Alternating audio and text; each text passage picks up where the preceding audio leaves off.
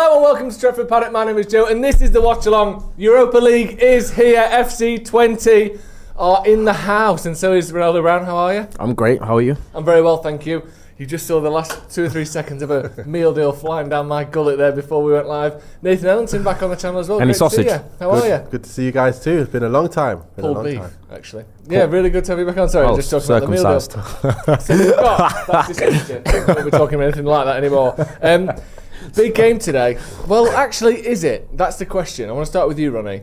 Europa League is a competition that gets a mixture of sort of ridicule when you lose a game in it, but there are tough games in the Europa League. You do get a bit of praise for winning it, but is it a sort of you have to go right to the very end, otherwise it don't count? Now, after our European campaign last season, albeit being in a different competition in the Champions League, I think United aren't in a position to poo-poo games against FC Twente or in the Europa League, especially FC Twente are an okay, decent side actually. And I think it's very easy to get caught out in Europe if you don't play your best, because one thing you do notice when you do play in European competition is teams quite often offer you different challenges. It's teams that you're not that familiar with. You don't really know their players too well. You're not sure what to expect from them tactically too much. So curveballs can be thrown, and I'd like United to basically put up a great run in Europa League. I actually want us to win the competition. That was one of my goals going into the season, because United, the same way we qualified for Europa League through winning the FA Cup, I think winning the Europa League, you get a European trophy, but it's also a possible route into Champions League next season, especially with top four going to be a really, really tough race this season. What do you make of it? Are you someone that thinks the Europa League is worth trying in? We'll get to the teams in a second, but United have put a strong lineup out tonight. Is that something that you would be doing if you're a manager? Do you take this competition seriously? 100%. Like, people are just thinking, they've still got the mindset of United being the top 2 team. Like, we're Champions League team. We shouldn't be playing in this league. I know we don't want to be playing in this league, but this is where we're at right now. And the players that are there right now, they shouldn't be turning their nose up at playing in Europa League. This is where we're at. So go and play it and go in to win it like you do every cup. Like, we want to win the Europa. We want to win all of the cups, FA Cup, League Cup, whatever it is, we want to win it. We want to try and win the league, of course. At the start of the season, everyone thinks, okay, it's an even playing field. You know, it's no games lost yet. Maybe we can win, and then all of a sudden you get a few losses, and then you realise, okay, maybe we can get top 4, and then then teams that get out of there and then they go, maybe we can get in Europa by this way. That's where we're at. So let's just embrace where we're at and enjoy the ride. Like, playing against Twente today, so they got probably a good stadium when we go and play them away. Yeah, it's not like it's I don't think you do that in a competition, innit? Well, I think you only don't play. we have home and we don't do it. It's just one game. So we'll go through the format in a little bit because it is confusing. So you play teams once, but you play 8 different teams. Yeah. But we'll get into that in a minute. We've got the team news to bring you as well. So let's get into that. Onana in goal, back 4, a little bit of tweaking, but basically similar to what we've been seeing in the Premier League games. It's Mazraoui, Martinez, Maguire. I'm not sure which way around they'll be. Then Dalot on the left, we can pretty much safely assume. Ugarte, Fernandes, and Eriksen in the middle. Starting, I believe, his 4th game in 11 days. I mean, we'll get to that in a second. Get your thoughts in on that in the comments. Then we've got Ahmad, Xerxes and Rashford up front again. Pretty much first choice front 3. I think Garnacho is part of that rotation of the sort of first choice wingers. But Rashford comes back into the squad. Ronaldo, I want to go through Rashford. I want to talk about the rotation. Start with Eriksen, because as soon as you saw that lineup, that was where your eyes were drawn to, wasn't it? Yeah, it was the notion of 4 starts in 11 days for Eriksen is wild. He has performed really well, so I think it's probably based on a form thing. Provides us a little bit of technicality, more control, and I think he's played really well. And I think he was a massive contributor to how well we played in that first 60 minutes against Crystal Palace as well. But I was just thinking, damn, Christian Eriksen, legs-wise, obviously what he went through. That horrible thing he went through a couple of years ago as well. I'm just sometimes taking in. I'm actually quite nervous about it, him doing a little bit too much. But I think he's definitely worth the start. But I did tweet saying something about it might end up getting Ten Hag attempted murder. It's mad though, isn't it? I mean, obviously you're messing about, but like, he's someone who last season it felt like he was never, he's putting out 50, 55 minutes before he's looking really leggy. and then he gets subbed off. I know he's been subbed off in a few of these games as well, but like Marcus in the comments says, so now Eriksen is a main player. Like, is he just play every week when he's fit? Like, I mean, obviously, there we go. I think that was Eriksen trying to get that taken down, because if he can get himself taken off all the team sheets in the country, he doesn't have to play again, and he can put his feet up with a cup of tea. It is a bit odd, isn't it? 3 starts in 8 days. But then he was But then he was man of the match on Saturday. So who knows? That's from Stephen Harris. So it's not 4 starts. Did he not start against Barnsley? Let me double check that. He did start that game. I thought he played in all the games. I thought he was man of the match in that game. So he started Southampton. He started Palace. I'm sure he started Barnsley. Started today. Yeah, this I'm is the 4th start. It is. He's already had 3, and this will be the 4th. This is 4. This is his 4th start in 11 days. Yeah. I'm almost certain it is. Rashford, let's go to him, because he was big sort of conversation. Well, what was it, against Palace at the weekend? People like Jamie Redknapp. I think Paul Scholes as well on the overlap today with McCullough. If you want to look at that, check out our channel as well as the overlap. We've got the clip up there. He was talking about something's happened there. Jamie Redknapp said it. We sort of pushed back on it, and I think a lot of United fans did. Paul Scholes doesn't seem like he's saying it from a place of like, I've heard something, but he's like, surely something's gone on there. Like, of course it has. What do you make of that, Nathan? Do you think it's like if he's not, unless he's fallen out with the manager, he'd be playing, or do you just see it as a player that's being brought in and out to try and build up his form? Yeah, it was weird, because normally managers don't do that, but we're seeing that a lot now from Ten Hag. He's making decisions that nobody can see coming. You know, normally you can see, that's their first team, and then we play a European game, and you go, right, them players will probably get in, and you're usually about 90% right. But like nowadays, it's like, I don't know what Ten Hag's going to do. Nobody knows. We're like, we didn't see that coming. How the hell is he playing? Yeah. But it's like they washed their hands with him too early, Eriksen, like last year. When we was in a bit of trouble, we had so many injuries, and obviously he's got no legs left. So when he's playing and he's getting overrun, we're probably thinking ourselves as well, he's done, mate. He's done. He needs to go. But now we brought in some players, and he probably, the structure's there a bit more.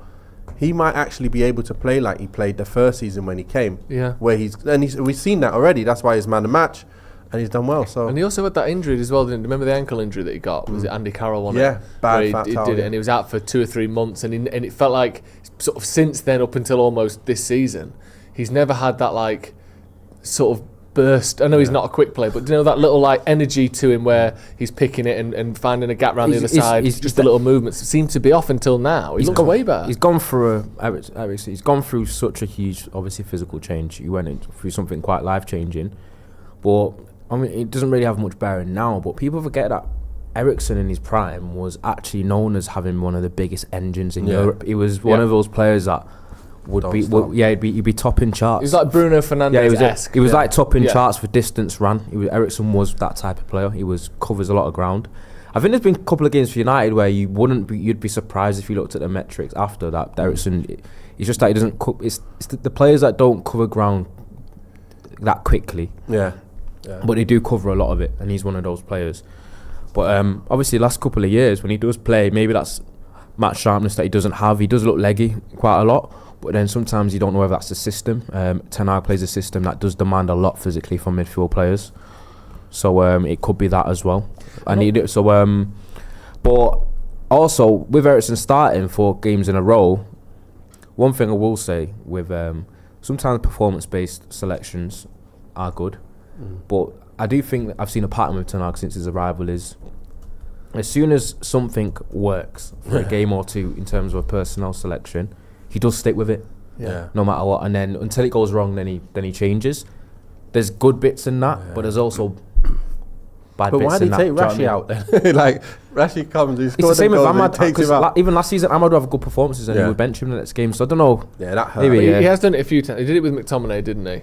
Where he scored and he just started every game. But then I think there is a balance to be had there, though. Yeah, because like you can't obviously just play people on form, but I think, I would say anyway, I don't know if you'd agree with me, that like an average player on great form is better for you than a great player on bad form. Yeah, 100%. Like in terms of what they do in games, like people go through these mad, like Mikel Antonio is a perfect example. Do you know every sort of 18 months he hits that 7 goals in 7 games, and whoever he's playing, you cannot stop him getting his goal that game. And outside of that, it's like 3 goals in 20. Like, but that's what it's like. Like sometimes it's like Eriksen now. maybe he's just on some great form, or maybe he thinks, actually, I've always wanted this like ball playing, deeper player. I wanted De Jong. I like Eriksen. I got him in. Like he is a 10-hour guy. Maybe he thinks he's had a good pre-season. His fitness is there. Casemiro's not what he was. I don't trust him. Ugarte's not fully fit yet. Let's just keep playing him. Like I said, he's only 32. I know he's not young. That's not but too it's old like either. Modric has had another 6 years after that, Yeah. and he's not Modric's body type and stuff. But he's a slim. Or his level. No, he's not his level. Yeah. But just talking legs and whatever. Just on that, Raphael Varane retired today, which is mad, isn't it? Did you know this? I saw it somewhere, but I didn't really it didn't sink yeah. in. Yeah. I was just like, I think I was driving and I think I saw Safe it to and say, I was like, huh? safe to say, he fulfilled his potential, man. Yeah, he's done what he needed to do. When United signed him, Ronaldo was doing the news for Stretford Paddock, and he said, I like Varane, but probably didn't really quite fulfil his potential. Like the guy Champions League winner. Yeah, 4 times Champions League winner. Mainstay in a Galactical Real Madrid team for years. Oh my gosh, Yeah. yeah, the guy's he's had a great career, hasn't he? So, Yeah. World Cup. And he done well for us. I think he done really well for us. The amount of time, I know he got injured quite a bit more than we wanted, and he came sort of how many years later than we wanted as well. Yeah. But look, he made the right decisions because he won all that. At Varane Real was class Madrid. last season, Yeah. in a lot of games. Yeah. I swear, and I think it got overshadowed by how much of a mess we were in terms of just the way we set up. But people need to realise, I think last season could have been a lot worse if it wasn't for the box defending of Raphael Varane in games. 100%. When we're getting peppered, Yeah. he was really good. That's what I tried to tell people. Delo got player of the season last season. On the face of it, we were conceding so many shots a game, and we were a bit of a mess defensively last season. But if it wasn't for some of the performances of our defenders individually, it could have been a lot worse. And I think Varane was one of them. I think Varane played quietly, had a really good season, especially towards the latter end of it. He was one of the injured guys, wasn't he? Well, For a that's the little thing. while. So looking at his injuries That's last the problem. season, he almost got injured at the worst time as well, because if you end the season injured, people think you were injured all season. Yeah. Whereas like Mainu missed loads of games last season because he basically missed from pre-season to November. But because he played everything after that, your brain doesn't think of it as an injury-prone season. Whereas Varane actually played a decent amount of games for United, but then missed like the last, or like 8 of the last 10 or whatever it was. So it felt like another injury-prone season. But Varane's one of those players that whenever he played, he was excellent. Yeah. How many stinkers did he have in a United shirt? None. Not many. One. Not So many. like no stink. Maybe a couple of not off really. games. Yeah. Less than a handful. But But not stinkers. and Not at all. Yeah. He's someone that if the fitness was there and if the injuries were there, I think he would have been, first name on the team sheet for United for many years to come. Yeah. Just one thing on it, and I don't mean to make this a way to dig at former United staff members, but I could so easily see him have signing another 1 or 2 year extension at United if it wasn't Ineos. Yeah. Like, just give him another year, give him another 1+1 kind of thing. Like, because they managed to get Yoro and De Ligt in, like, you can be like, actually, we don't need you now, and we can see maybe the signs that things aren't quite right.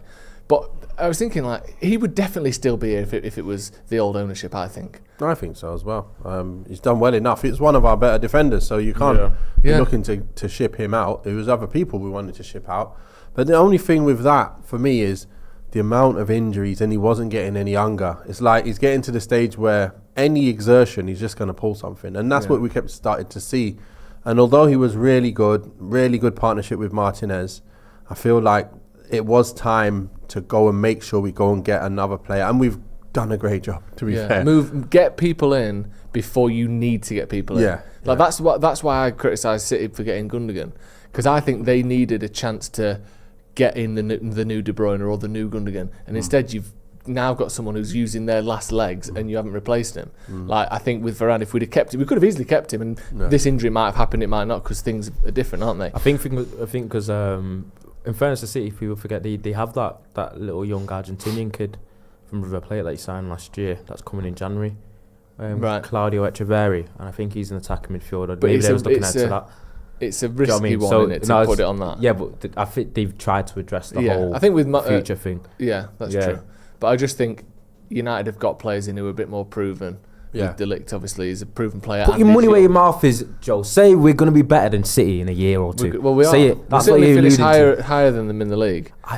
In a year or two. No, Yeah, because when their boys go. I can't wait for. Because I can't wait for us to be great. I want a title race sooner rather than later because I'm just sick of watching rivals challenge for it, and it's all the teams I hate, despise as well. Getting there. I want us to be involved. Yeah, me too. I mean, Joe. yeah, Are you going to be as unbearable as me when that happens? I'm probably going to be worse because people think you already will, have a go into me being toxic positivity. I think, yeah, I support Man United. I want to pretend things are better than they are at times. But actually, I mean, I'm going to keep my opinion out of this because I'm going to ask you, Nathan. You played in the Premier League. You know what good team spirit is. You know what bad team spirit is. You know what a team that looks like they know what the manager's trying to implement. You see these things in a different way to most people. When you watch United this season, the results, 2 wins, a draw. 2 wins, a draw, 2 losses in the Premier League. Not good. Have you seen improvements on the pitch? Have you seen changes? Does the team look happier? Does it look more well drilled? The team definitely looks a much better team. We're playing football better. Even from the first game against Fulham, we played well, but not.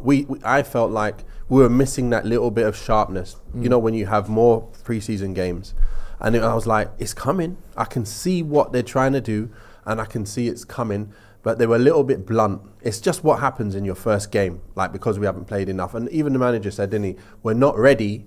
I knew what he meant. We're not ready yet because we're not that fully sharp yet. We're just going to have to play the games and work our way into it. So the first game did okay. And then we played, was it Brighton the second game? Was it Brighton second game? I didn't get to watch that, but I heard that we did okay. Yeah. And then we lost in the last minute. Okay, that's one of them games where Brighton are not a bad side. They can beat us while we're trying to get to that sharpness. So then we go and play Liverpool. Yeah. And the Liverpool, first 30 minutes, I got to say, was good football. I was enjoying that. I was saying, guys, I was actually messaging in the group like, we're playing all right here. Obviously, through the middle of the pitch, we knew that we needed Ugarte in there, but he's not there yet. So you can't do nothing about that. But in terms of the football and the press, and we created some chances, and I was like, we're looking all right. Like, when Ugarte gets in here, they won't be able to run through the middle of us. They had legs versus no legs because Casemiro, and as good as Mainu is, defensively, he's not really got that kind of legs that you need to get yourself around the pitch to stop teams, especially like that. So they took advantage of our weakness. We pressed high, thinking that we can do that and do exactly the same what we did against City. But what happens? We got smashed. Okay, that's fine. For me, that was one game where we probably were going to lose, and the Brighton game where it was like, okay, we could have won, could have not. And then that last game, okay, we had first 20 minutes, not the best. But overall, I'm saying we've definitely started playing much better football. Yeah. We're creating great chances. And everyone's got to see that we're making the improvements. We just now got to score. Yeah. So Xerxes has to be a goal scorer. Rashford has to start putting away. Garnacho has to start finishing more chances. And then we're going to be what we need to be. That top 4 side at this moment in time is our target. Yeah, and then we can build up from there. I agree. I think there's definitely, I mean, we've said it, haven't we? You've said it, Ronny. Like, maybe the improvement, it's hard to know how much it is because we're so used to what happened last season, which was just unmitigated disaster. But it's true. But what I will say, Joel, you probably agree with me, it is semi-unfair to like completely be too cynical in that way. Even though I did say that, because it's like, you can't go into a season wanting improvement on what you saw last season, see improvement and still be like, I'm not happy. Yeah, exactly. You got to still be happy to an extent with it, but still put it into perspective. It's not a case of, we were really bad this season and then we've improved this season, but I'm still going to be like, it's not enough. You still got to take into account that you're happy that you've seen a little bit of progress. You just want to make sure that it's continual, it's consistent, and it's enough for us to actually compete properly. We feel like the squad level should do. And look at the team. I think I've always said it. I think from a personal standpoint, United usually have a stronger team than we usually perform at. Because look at it, that's a pretty strong bench. The starting lineup's definitely good enough to win today as well. And from a fitness standpoint, we look in good stead. Now we need to. We don't really have, our fitness is pretty good, and we want to see performances that are consistent, strong, and show like a clear vision. And that's literally all we need now. Yeah. And the results. Results are also important. But I think we'll get the results. If we keep playing how we did against Palace and Southampton and Barnsley, and I know that same performance that you're putting against Barnsley, against Fulham or Everton or whoever wouldn't result in the same goals, but the performance and the style of the performance was the same.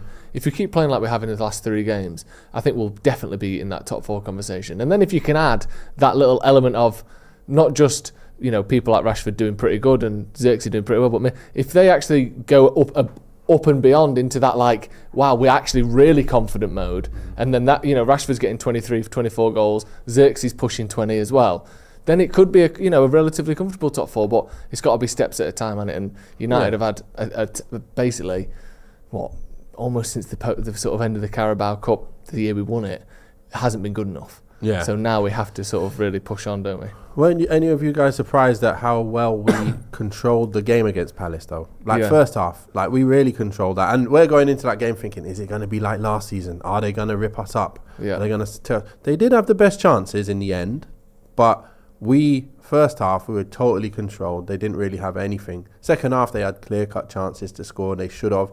Onana had to make 2 ridiculous saves. That double save was brilliant, wasn't it? But yeah, first half, I've got the stats for the first half. United had 66% possession, 9 shots, 4 on target, and Palace had 2 shots, 1 on target. United had 5 big chances to Palace's 1, 5 missed, obviously, because it was 0-0. But every single stat, expected goals, expected this, expected that, and just the actual things that happened as well, all the passes, all the crosses, the throws, like you said, completely dominant in that first half in particular. But I don't feel like we were doing that much even in Ten Hag's first season. I know I'm not saying we're better now than we were when we finished 3rd, but there are signs to me that we're trying to control games in a different way. Yeah, one thing that I noticed though, as one thing I don't like so far that really also needs to step up is moving the ball along the back. We're just passing it to centre back, to centre back, to centre back, to centre back, and we were taking so long to start coming forward. I'm like, why are we taking that long? But is part of that though? Is part of that not? That's part of the control of almost going. We're not going to give you the opportunity to win the ball back for the next 30 seconds. Yeah. We're just going to have our time with the ball, and we're not going to try and kill you. But you're not going to touch it either. Do you think that's part of it, or do you think it is just they want to speed up and they can't? I just think we should get 1-0 up before we do that, because then it forces them to come and get us. But it's like we're wasting minutes of the game where we could go get goals. And it's like 10, 15 minutes have gone and we haven't had an attack yet. We did it the last 7 or 8 minutes of the game as well, where we were just passing around the back. It's like, are we going to... We're not winning here. No one was standing... Everyone was standing still. I'm like, that was annoying. No runners. What's going on? We've got a few super chats. Neo Wolf says, no Bruno against Spurs. Maybe obviously you can see there Bruno Fernandes in the starting lineup today. What do you reckon, Ronnie? Or do you think he just plays whenever Bruno he's fit? will be starting every single game that he's fit and available for. It's bizarre, isn't it? Would he benefit from a rest?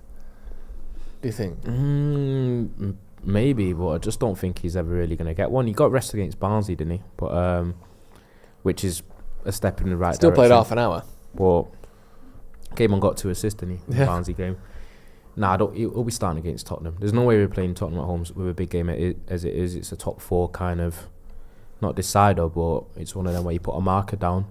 Bruno, if he's fit and available, I think United have shown and Ten Hag shown during his tenure that he will always be in that starting lineup. Yeah, and it's not just Ten Hag, is it? Solskjaer did the same. And Rangnick did the same. Like when Bruno's fit, you play him, and he's always fit, so you always play him.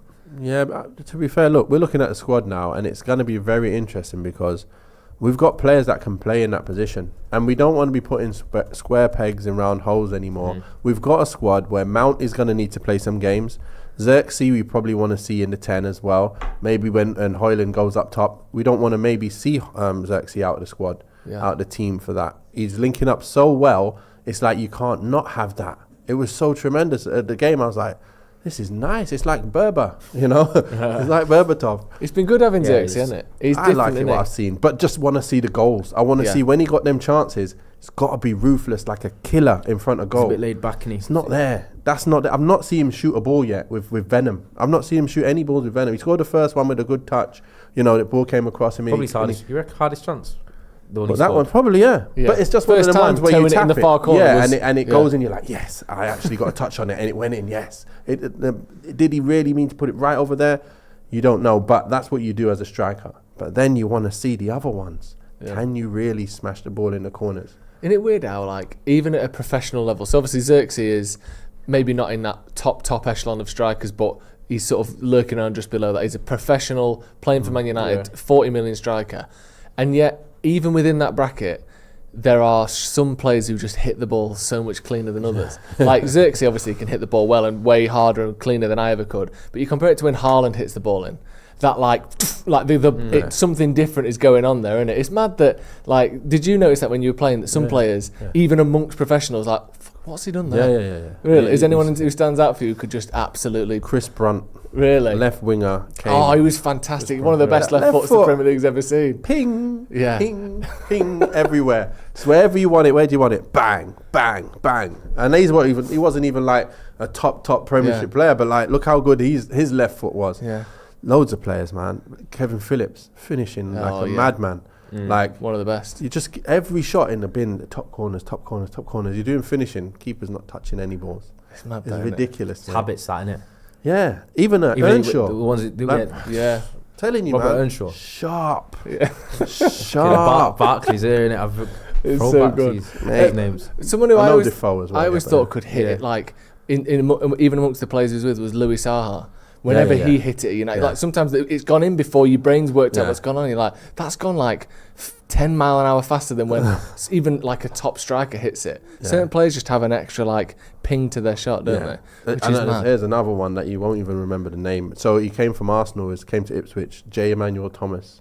Yeah, you look at his power shots, my gosh, this guy. 100 miles an hour shots, ridiculous power. Isn't it? Yeah, it's mad that some players have just got that extra little, like Højlund seems to hit it a lot harder than like Xerxes or whatever. He's just got that extra like leg power. Like Rashford has it as well. Yeah, sometimes he's just hit it really well. Rashford has the strongest shot on the team. Yeah. You can tell that, can't you? Yeah. So, and everyone talks about it, like fellow players and his teammates say his shots because he probably see it in training a little bit more. Yeah, it's like when people talk about Harry Kane, you all know what he's done and what he's achieved in his goal scoring, but apparently in training it's like what you've said, like don't miss. He pretty much. He doesn't miss anything. Left foot, right foot, bang, bang. Left foot, right foot, it's corners. Yeah, that's what I'm saying. How you build corners and power is what makes you top. Yeah, they say like even in England, Harry Kane might do a finishing session, where he set, and he might have like 25, and he scores every single one of them, and they're all like not like scruffed in, they're all corners. Yeah. Right foot, left foot. Have you seen there was one like a Bayern one? See it on YouTube. Yeah, there's a YouTube one on Bayern where he even did the hard one, which is where you're in the D. And then you get pinged to and you got to touch it, keep it in the D, finish, and then you finish. It's not easy. It's not easy because you shoot from outside the D, and Kane's like right, left, stanch, corners, and it's just normal to him. But I think when you get that repetitive, that's why it's not surprise. The game's when it comes to a game for Kane, he's doing the same lethal. thing. Do you know what I mean? It's mad though, isn't it? Because I guess it makes sense because he's one of the best strikers England has ever produced. But even then, you think there's just levels within levels, isn't there? Of players. Like you compare that to someone like, and obviously he's scored loads of goals, but like the power on a Ryan Giggs shot, it's not scary, is it? No. Like it might go in the corner, but it's not taking your glove off. Like it's weird how certain players have just got that extra little fizz. We've got a few more super chats as well. Tom Houghton says, "Do you think Antony has lost vice versa? Do you think Ten Hag has lost confidence in Antony?" I think Anthony's lost confidence in Antony. Yeah. I think that's what it is, really. I think, to be fair, I think he's above his level, to be honest, be brutally honest. I think he's playing above the level that he should be playing at, and I think he's always going to be struggling to really get to the level. I've seen he's working hard. He is trying to, be that player. Even against Barnsley, he did okay, but you want to be able to see against that level, he should be tearing up these players. And I know it's a one game, so he needs more games. But to be honest, I saw it from a month in. I saw what level I thought he was because I had my analysis. It was complete. And I remember mentioning to my group, like I was saying that I don't think he's at the level which I think he needs to be. Like, he's not got that good a left foot, blah, blah, blah. He can't take anyone on. And that was it. And there was like, give him a year. He needs time to settle in. But I'm like, no, I can see it. That's what he is.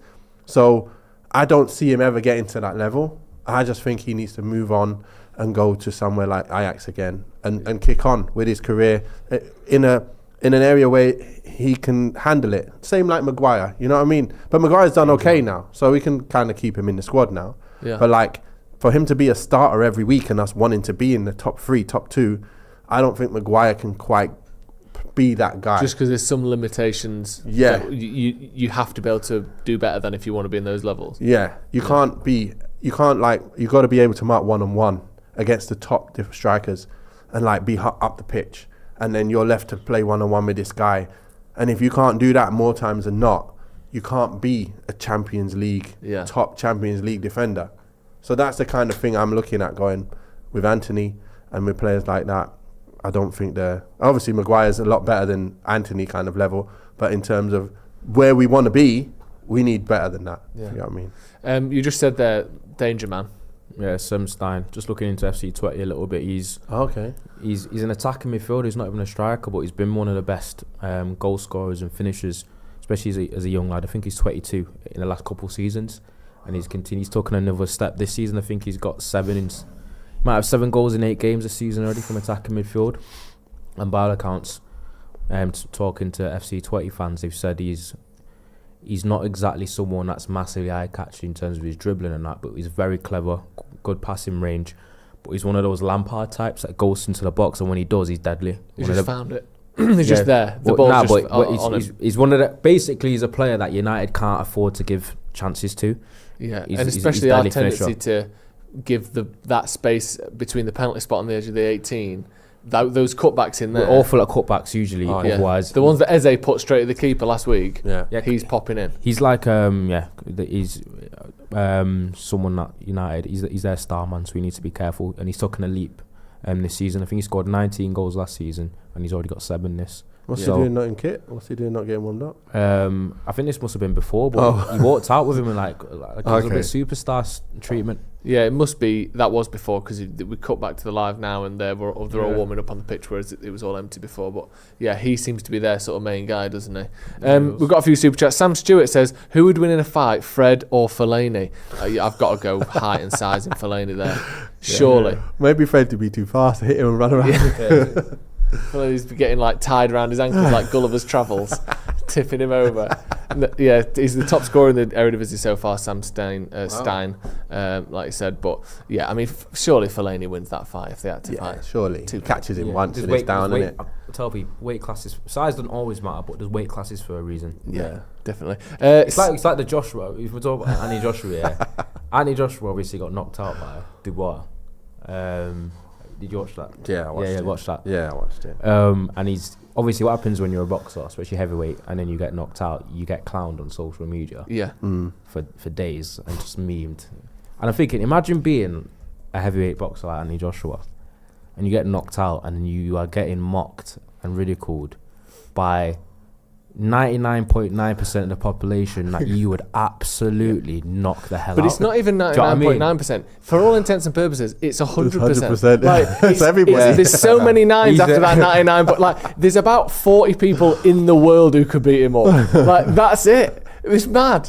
Like, obviously taking MMA into account. Yeah, okay, maybe a couple of like, but you know what I mean. Boxing, yeah. Well, it's just funny that like when you're a boxer and then you get someone like, especially you're 6'6" and like 250 pounds. Like even Joshua, if he wasn't and a you boxer, have been you are one of the elite boxers of the generation in a sense. But then when you get knocked out, you are going to be memed and taken a piss out of by probably thousands and thousands and thousands of people that you'd spark out. My head would go, you know. If he'd never trained boxing in his life and he was just that size, he still knocks out 99.9% of people in the world. Just being that big and quick and strong beats most people up, let alone like everyone on Twitter is like, he needs to retire his shit. He was never any good. Everything, isn't it? It's with every sport pretty much. Yeah, it's mad. Football, we all do the same thing. Yeah, I do it. Yeah, we all do it. Who are you? You can't play. You got a picture here with me. It's similar in football, but the thing is, whether people have played or not, like they do have a lot of people do have good football knowledge. You just gain that from watching football all your life,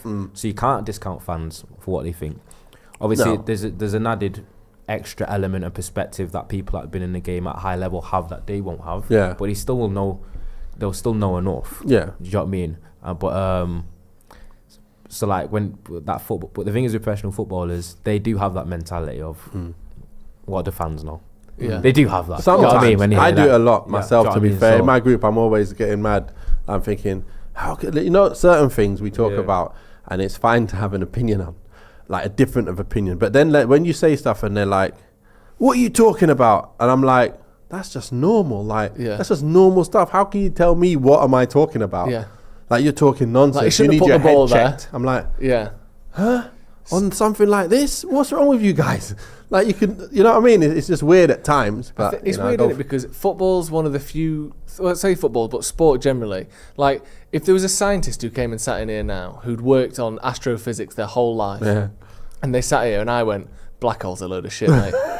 Like, my opinion would count for less than 0. But when I tell Rashford how to finish, some people are like, on Twitter we go, yeah, you're right there. Rashford knows nothing about football. And you lot on Twitter, you lot on YouTube, actually, you probably actually fixed Rashford there. You've taught him what to do. Like, no other thing. It's just sport, isn't it? It's so bizarre. We should be sitting going, if he did that, he probably knew what he was doing. And yet, we sort of all, it is a bit different though, I guess, with sport, because it's so heat of the moment. Like, people do make mistakes. You're not sat deliberating over a formula for days and weeks. That's a funny one. But like, it is so mad that we think, actually, I can probably tell him what he's doing wrong there. Do you think all life starts from a black hole? No. People say that's a very profound statement. Do they? Because it's almost like a double.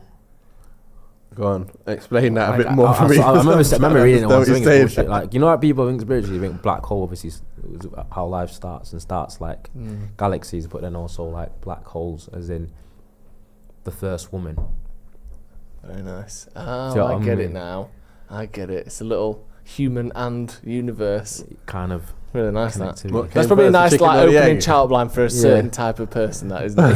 That could really get things moving very quickly. Neil Wolf says, sorry, my sarcasm didn't carry. I think he was talking about Bruno being dropped for Spurs. I think it's a fair conversation to have, even if it was a joke.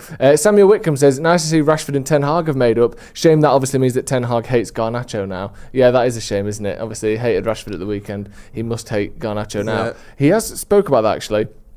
He was asked again why Rashford didn't start against Palace.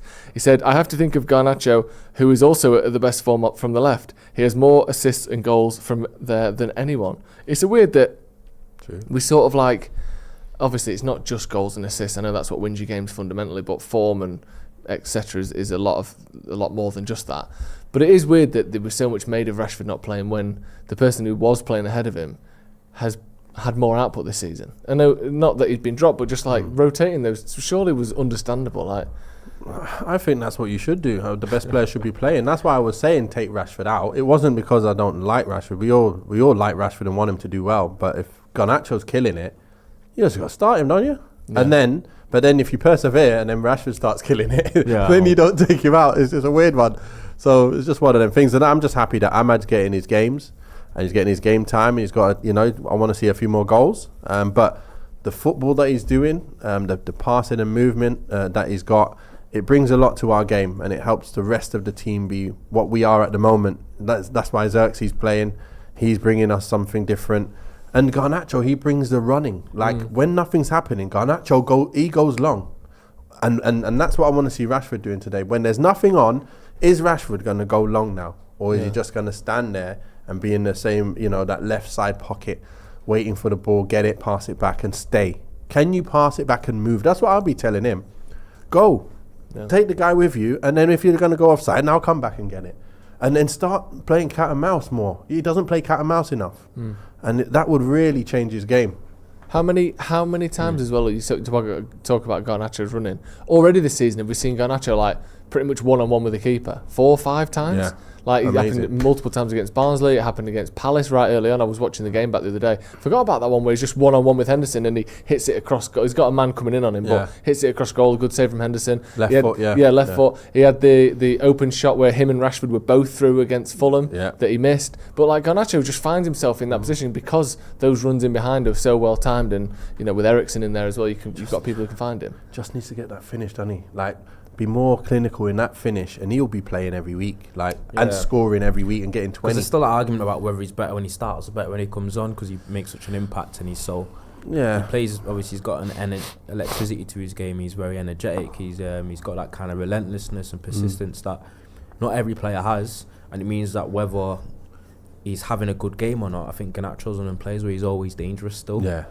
And do you know what I mean? But so I think he's one of those players that when it does click, he'll score goals in bunches. But the thing is, what's exciting about Garnacho is he's still got a lot of raw elements to his game that he needs to iron out. He still needs to get physically stronger. He still needs to sometimes clean up some of his actions technically as well. But I think there's a lot of good things to work with, and I think he has the potential to be, I've said it time and time again, a 25 goal a season wide player 100% when he does peak.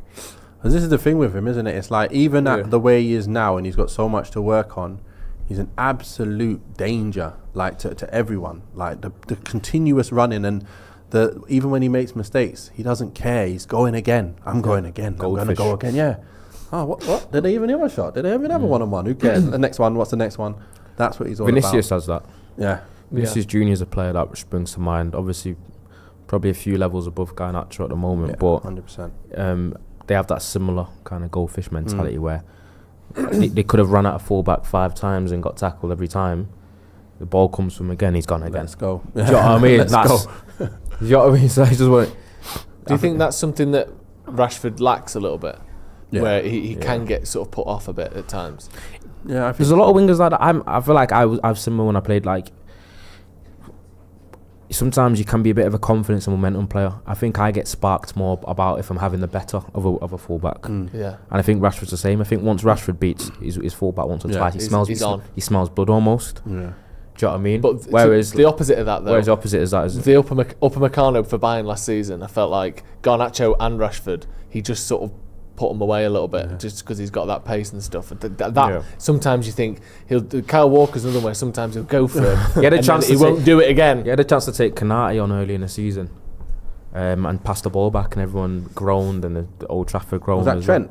Was it Trent or Konate? Konate. Yeah, he'll have a go at Trent. Yeah, he knows he can have a go. Because Konate is one of them centre backs that when he gets into those wide channels, he can swallow you. He's got that kind of athleticism and speed. I think there was a compilation of the Liverpool-Arsenal games of someone like Martinelli, who's someone that was very direct and quick. He always I think there was like about 6 sequences that they played each other 2 times where Martinelli's got him behind Trent and then he's ran into Konate, and Konate's just basically consumed him. Like, stop here. Every single time. Do you know what I mean? Yeah. So he's not the easiest person to beat 1v1, someone Konate, but I think people wanted to see him try. Some players are just like, it would be horrible, especially if you're a winger who relies on like pace and directness. Yeah. And you've got a defender who is as quick as you, is stronger than you, and doesn't have to worry about dribbling the ball at the same time. Like, that would be I think I'd be like, I'd be confidence. Yeah. Like, the best player. Do you buy into that thing of like, you can almost be like too intelligent to be a footballer? Do you agree with that, or do you think that's just nonsense? Like, people say like, so players play on instinct a lot of the time, not as in like pure instinct, but you're kind of doing what you know to be right, and there's people sort of overthinking. And if you're someone who's constantly being like a really intelligent person or a really intelligent player, and this obviously isn't true because there's plenty of intelligent players, but I mean in terms of footballing wise, you're thinking what's the best thing to do, analysing, and if you don't have that instinct, you don't have that just direct sort of brain to foot kind of quickness, you'll overthink, and that'll mean you're hesitating or that you're doing that. And do you think there's like a limit to how much you can overthink? Do you think you can try and be too smart with it almost? Yeah. So when you lose confidence, that's what happens. You start overthinking, and that's when it doesn't come naturally. But when you have the confidence, it's like your brain is used properly. It's like you know what, he's faster than me, so I'm going to bop it and I'm moving. And then if he goes with me, I'm going to stop, I'm going to get it again. Now I've got a bit of space. And also, I don't need to beat my man, because I've seen David Beckham beat the man with the ball. You don't need to run past him. You can do stuff to make other things happen. Cut in and use your other foot to put the ball in. So you can now start thinking of, how can I be intelligent and not just go, it's pace versus pace. This guy's fast, this guy's strong, I can't use my pace. I've got to use something else. What are you pulling faces at? You're not going to be happy with that, what they're doing here, this little segment from TNT. What is it, little fan cam outside the ground? What is it? It's Mark Erik Ten Hag out of 10 going round to the fans. Putting a little Velcro thing on the front. Libbies. Go on then, what would you rate? There's always the Ten Hag segment, isn't it? Like, there's always is a he getting sacked segment. or how good how much do you rate him? Look, in terms Marks of what? out of Ten Hag. What, this season? I think overall, I guess. I just think this is. Oh, you've. I saw it and I was like, I didn't really clock what was going on there because we were chatting. They've got a board out with a Velcro 10 and you have to stick in 1 to 10 how well you think he's done. Well, and it's not the fact that you're asking people 10, but they're not doing that with anyone 25. else, are they? Liberties. All I would They say love is, it with 10 Hag. He's an FC 20 fan. He's got a 20 jacket on. What am I asking him for? well, first season 8, second season 6, and now currently 7. Yeah. 8, 6, 7 at the moment. When's the last time they had a Postecoglou face? Because he's not doing very well either. I mean, the weather is absolutely diabolical, by the way. I mean, expectations are lower at Tottenham, innit? Good. That's just Yeah, how it they is. are. They are. Let's hit the like button as well. Over 3,000 And that's even people Daniel Levy watching. views a bit. And only 300 likes. Let's see if we can get to 1,000 likes, please. Kiel Matra says, we are bigger than anyone. This is our shit to carry. To be fair, you've sort of summed it up there. That is kind of true. But I just think, I don't know. Just has made it. I tell you what, there was quite refreshing. The Barnsley game. And I know that everyone expected us to win, and the sort of the Kenny's eyes are commentators, insane. Sorry. the commentators were not your usual sort of, Sky Sports and TNT Sports commentators. But did you notice the pundits were speaking much more positively about United during the game? Like, I know it's a couple of games ago now, but I just watched it back the other day, and I just noticed how in the Premier League, it feels like all the conversation about United is, Ten Hag, he's still trying to prove himself like this tonight. How good is he out of 10? They're desperate for someone to say 1 and he needs to get sacked. That's what they want when the producer comes up with that feature. They want a 1 so they can talk about, is he safe? What does he have to prove? But with the Barnsley, there was different commentators. Maybe it sounded like commentators that you normally hear on like the league championship football, and stuff. And they were like, United look really good, don't they? They're way better than Barnsley. Wow, look how talented Bruno is. I mean, at this level, these players are world like it was really nice watching them with people who actually seemed like they wanted United to do well, rather than desperate for us to create this storyline of giant killing or United are terrible. It was a nice breath of fresh air to actually watch people talk positively about United for once. Anyway, sorry about that. That annoyed me that you pointed it out, and then now I feel like I have to defend Man United. Jaws says, United called our defence loose sand on the Dutch broadcast last season. How do you guys think that De Ligt and Mazraoui have impacted the current state of our defence? Do you still see loose sand at the back, or do you feel like things are a bit more solid? I think Mazraoui's been quality. Unbelievable. I think he's been our best signing so far. Yep. I think he looks solid. I think he looks good enough where if we get a solid left back, he might seriously start challenging Delo for his starting place, and I think Delo's had a very decent season. He gets kind of judged. I think he's one of those players that gets judged more harshly than most by fans. I think he's upheld to a pretty high standard, but I've loved Mazraoui. I think he's been really good. Defensively, we look more solid, but I think we just look a little bit more compact. I'm not saying it's necessarily perfect, but it's definitely been better than last season. And I think De Ligt showed a little bit of a warrior mentality, and one thing that De Ligt has shown is he's a threat in the opposition box as well, and that's actually becoming priceless. I think United need to, because one thing I wanted United to do in the summer was kind of increase the physicality of the team, because every team that we played against last season looked more physical than us, looked stronger than us, looked quicker than us. I want us to get that in us, because coaches always used to say to me about the game really only matters in both boxes.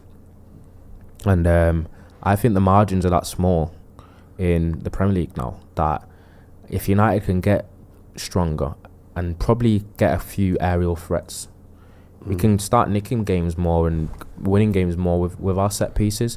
I just feel like we don't really carry too much of a set piece threat, and then we're susceptible in our own box, because when you come up against teams that do have that, and because everyone talks about Arsenal and City and their physicality and their technical players and how well they play football, but they're two very big, strong sides that can bully you in the box and have people that will get their head on things in corners, and they'll score a lot from set pieces as well. Just statistically on that, so last season, here's the numbers for goals from set pieces in the Premier League. So you think of like set pieces as being, Stokes and bigger teams like Steve Bruce teams and that, like Tony Pulis kind of teams, big, scary teams that are going to come up and rough you up a little bit. The teams that scored the most goals in the Premier League last season were Arsenal, Everton, Man City and Liverpool. Like, the 3 best footballing teams in the league and Everton. Yeah. Like, that isn't a coincidence. United were 15th on that list, scored 11 less goals from set pieces than Arsenal. Because it probably is that they're good at set pieces, but usually you know what happens with the best teams? Go on. They get more corners. Yeah. That's true. They get more corners, they get more set pieces. but Do you know what I mean? To be fair, they do have like beasts in the air as well. Yeah, and I think one of our best players in set plays has been Casemiro in the previous season. Threat in the box. Proper threat. But now to have De Ligt's got that in there now. So then I'm thinking, is Ugarte going to be the defensive? And then Casemiro maybe given a bit of more of a rein to get forward and do more stuff going forward. I like what he does going forward. I like his one-touch passes forward. I like it when he gets on the edge and he gets shots. And I love when it's on set plays and he can get his head on the ball. He's always getting his head on the ball, and he's a great header of the ball. So to have them two moving, one covering the near and the middle, and then someone else covering the far or wherever it is, one covering... We've got 2 players who are very dangerous. We just need one more to cover one at the third position in that box, and we've got dynamite. We should be able to score enough goals there. That's if they're both playing at the same time. And if we can find that third, maybe Xerxes could be the third. You never know, but we'll see. Because he's got a bit of that as well. Got the Fellaini hair, so let's go for it. Well, what is he? He's 6'3", isn't he, as well? Xerxes, a big guy. Big guy. But it's weird how, like, certain players, the ball just gravitates to him. And you can have players who are big who don't really get involved in that sort of stuff. Like Varane's someone who's 6'3", 6'2". Never was like Varane's going to win this and we're going to score. Never. And even like Rio Ferdinand, it was always Vidic that you thought would be the one that's going to smash the ball in the back of the net if you needed a goal. But yeah, for some reason, the ball just finds Casemiro. The ball just seems to find De Ligt from set pieces. Weird that, isn't it? They do attack the ball differently, though. I noticed, because I had it at Wigan with myself, Jason DeVos, Canadian centre-back, massive, and Lee McCulloch. So it was us 3, and it was all 3 of us on the edge of the box, and it was one of us hitting the near, one of us going middle, one of us going far, and more often than not, if you check I don't even know how many goals we scored. We must have scored at least 13, 14 goals between us from set plays, headers from corners, headers from crosses in, from corners or set plays, whatever it was. We were dangerous as hell. And we moved to the ball differently. And then wherever else I went, there wasn't players like that. So they never really... You notice when Maguire gets his head on the ball, it's kind of soft. It's a bit of a soft header. He wins it. Yeah, that's what I mean. But it's not really like a bang. No. And that's because you see Casemiro, he runs to it differently. If you get in line of the ball, more often than not, you're never going to miss the ball. And you'll be able to just head it much harder. But some people, they run towards goal. It's very difficult, and that's why I take my hat off to the goal Gabriel scored against City just gone. He actually ran straight, and the ball came and he hit it. And that's the harder one to score. But if you get yourself in line with the ball as it's coming, you're never going to miss it. And now you can hit it head on and hit it with much more power. All you have to do is direct it, and then the power's coming from your run as well. And the power's a lot more. But you have to perfectly time it when it's like that. Imagine, you miss it, you're gone. So if any little bit of a difference in your run-up, you're not getting that.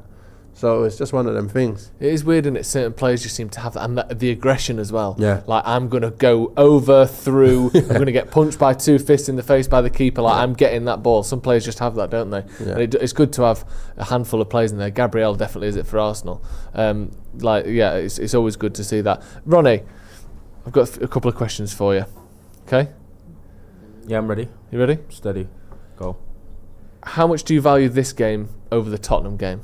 Let's say we get a goal up, 2 goals up. Are you rotating? Are you resting? Or is this we have to win, we have to get points on the board? Any Premier League match always takes precedent unless it's like a quarter-final, semi-final. Okay. So the Tottenham game is definitely more important than this game. I feel like that's an easy answer. But what I'm saying is, at what point do you start to rest and rotate? Are you risking it at a 1-0 after 80 minutes? You bringing Bruno off?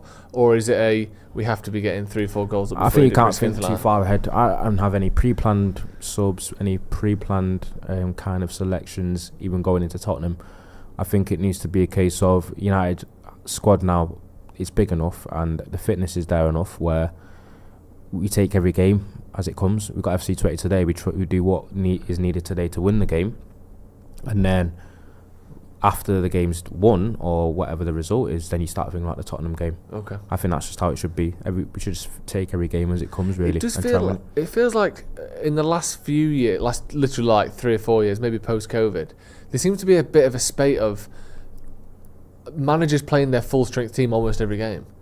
Like, it felt like Because it feels like every game's important. Do you now. think that's what it is? Yeah. But it's still the same trophies and tournaments than it was. But like Slot doesn't really rotate his teams, does he? Ten Hag doesn't. Solskjaer didn't rotate that much. Like it was like I'm just playing my best team every week. Do you think that's a change in fitness, or maybe in the analysis of fitness? I don't think there've ever been huge rotation unless it's been like a League Cup game against a League 2 team or something. Yeah.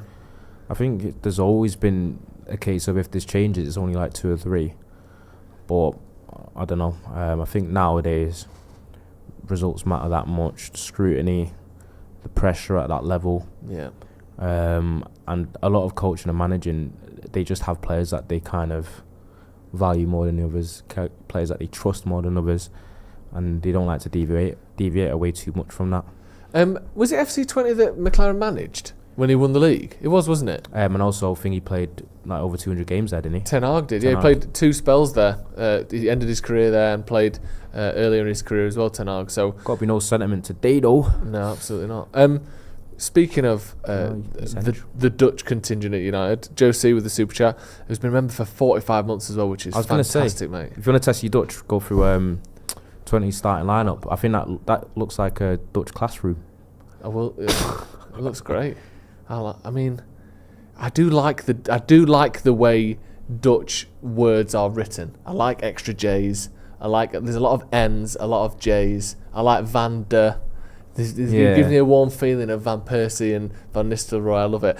Sorry, I'm just getting the super chat and then we'll go through the 20 lineup because I've just realised I've not done that yet. Joe C says, is Scholes just being misinformed with him saying that De Ligt isn't an upgrade over Maguire? Some of his analysis seems based on false narratives. What do you make of that? Because Scholes... It's just opinion, though. I hate double that. down again a little bit. You don't think he's much of an upgrade? Football opinion is largely subjective and an opinion. You might think that Maguire is similar level to De Ligt. You might think not.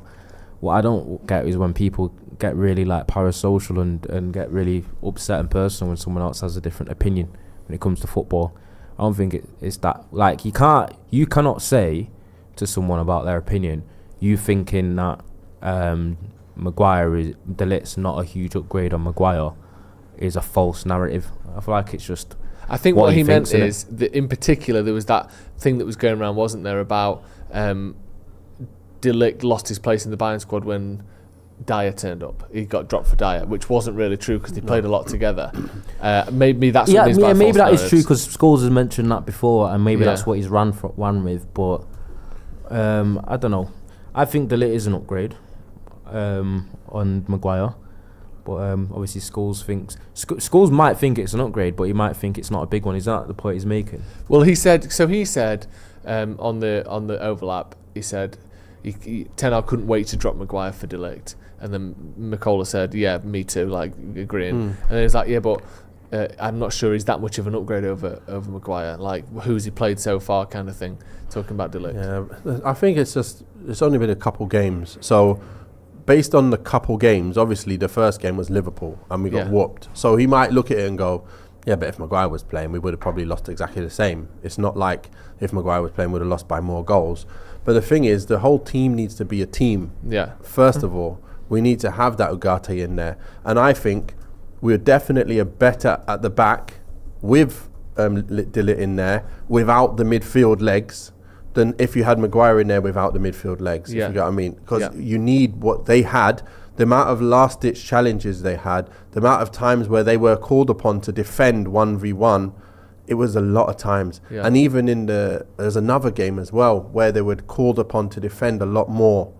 And they did really, really well. But they're never going to be able to keep a clean sheet with that amount of defending against that good opposition. Yeah. So regardless of who you are, you can't stop every single time you're overloaded and there's extra men coming at you. You can't stop it. No. So when it gets to the point where we have a defence and a midfield in front of them, then you look at the back four and go, are you doing your job? And I believe De Ligt will be doing his job a lot more because he looks really, really good. That's the thing, innit? Like, people always, or not always, and I feel like there's less and less of this, but it'll be like, Raya's kept the most clean sheets last season. Does that mean he's the best shot stopper? No. No. Like, same with that. There's a reason why. It's not that City and Arsenal and United at times have got the best goalies. It's that these goalies are great, but also they're conceding the least shots. It's like the set piece, the inverse of the set piece thing you said, Ronnie. Like, it's if Onana can concede less shots, he'll concede less goals. If the midfield and the defence can defend better, they'll concede less shots and they'll have these last-ditch defending moments less often. It all works in one. Yeah. You can't just have, well, we don't need to defend because we've got the best goalie in the world. That isn't a thing. Like you've got to do it all. It's weird. Do you think it's weird the way they've done this lineup? What's with that gap? A big gap between the defenders on TNT Sport. Let me go through the FC Twente lineup. So we've got Understall, Van Roy, Hilgers, Bruns, Salah, Adine, Vlap, Stein, Riga. Oh, it's gone off the screen. There we go. Van Wolfswinkel, Ricky Van Wolfswinkel, by the way, who was playing in the Premier League when you were, I think. Do you remember him? He was at Chelsea. That's not the same guy. It is the same guy. He's 35 years old, and it's the same guy who played at Chelsea in 2008 or whatever it was. Wow. Let me have a look. Maybe 2012. Did he play at Chelsea? Was it Norwich? Oh, who am I thinking of at Chelsea? What's the name of the sub? He definitely played in the second Premier down League, on the right. Kuipers. Is that Kuipers? Not the Kuipers I know. Surely not. Let's have a look. Surely not. Not Michel Kuipers, the goalkeeper. Is not Michel Kuipers. Is it a Masters team? No way. Is it Michel Kuipers, my boy? It can't be my boy. The game is kicked off. Get your score predictions in the comments. What are you trying to do? I put 20's lineup. I don't know any other United. Kuipers either, so it might be him. Yeah. Get your score predictions in the comments. We'll come back to the Kuipers thing because I've got the team here, so I'll be able to do it. 3-0 says Bradley Heacock. Adam Kenny says 5-0 United. 21 is coming. Brilliant. Get your score predictions and your scorers as well. Ronnie, score prediction, please. 3-1 United. That's mine as well. 3-1 Man United. 3-0. I'm always nervous about predicting clean sheets, so I always feel like I just put one. Yeah. Oh yeah, it's not Delit and I feel like players have a way of like having their best career day. Yeah. What like United, someone. What's his name? Ramsdale the other day, and then after that, Dean Henderson. Both of them had a good game against United, didn't they? And really then good Ramsdale game. still conceded 3, but Henderson. 4-0 United says Ibi. Martin says 2-1. Kumar Singh says 3-1. 3-1 seems to be a popular one. Although United have had 3 clean sheets in 8 days. So defensively, it is moving in the right direction, isn't it? Number of shots and all that stuff, we've been over it. Oh, Van Ginkel, I'm thinking, not Van Wolfswinkel. Sorry about that, yeah. But Ricky Van Wolfswinkel did play in the Premier League for Norwich 15 years ago, whatever it was. But yeah, ball into the box there from Twente. Pace there. I love that. Oh, can he get to it though? No, he's not quick, is he? That was Rashford doing a nice 1-2 back to him. It was a decent little setback, to be fair. Over 30 yards, you're faster than Xerxes, aren't you? Definitely. No.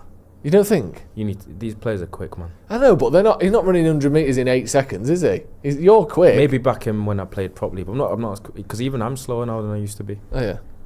Sad, isn't it? The slow march of time gets to us all in the end. I can't find Kuipers in here. Oh yeah, Bass Kuipers now. He looks about 17 years old. No. Fucking hell, he's 30. He looks good for that. Jesus, baby face. Actually, maybe not. It was just a young picture of him. You know what my son said? He's saying about Agate. He said he fouls all the time. Yeah. He says all we're going to see is yellow cards and probably red cards. I hope not. He's very aggressive. I hope not. But he says You guaranteed said bang on to get a yellow card every game. Ronnie got stick for saying something similar to that on Twitter, but said he needs to be careful when we play. Like you described it as more of a bit of a weakness in his game, but you essentially said the same thing, didn't you?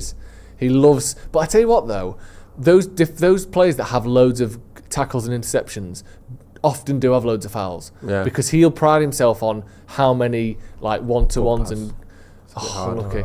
And how I remember when Casemiro first came in, he spoke in an interview about how obsessed he was with the data and the numbers and the number of tackles after every game, how many tackles they get, how many tackles. Wow. So he'll be like, is that why he slid in so much? Probably, but he'll be like, I need to get there, I need to get there, I need to get there. I can't get over the Elise one, you know. Yeah, it's so bad. He looked like he did it. And then they released the first person like he did it on GTA purpose. Camera angle about a year later that no one had ever seen to make it even worse. How did they just invented a camera angle? Oh yeah, the ref's got like a police body cam on all of a sudden, and we're just going to absolutely destroy Casemiro's legacy even more. Did that not confuse you? That camera angle? Yeah, no, like seeing Casemiro on that. It's just sad. I'm trying to figure out why he does it, and the only thing I can think of is that He's expecting the rest of the team to be like so high pressing that he dives and someone evades the challenge, and then there's someone to just win it. Yeah, almost like he's making second balls kind of thing. Yeah, someone will get it. Or he had Elise on fantasy. Was it Elise or was it Eze? Elise. Was it?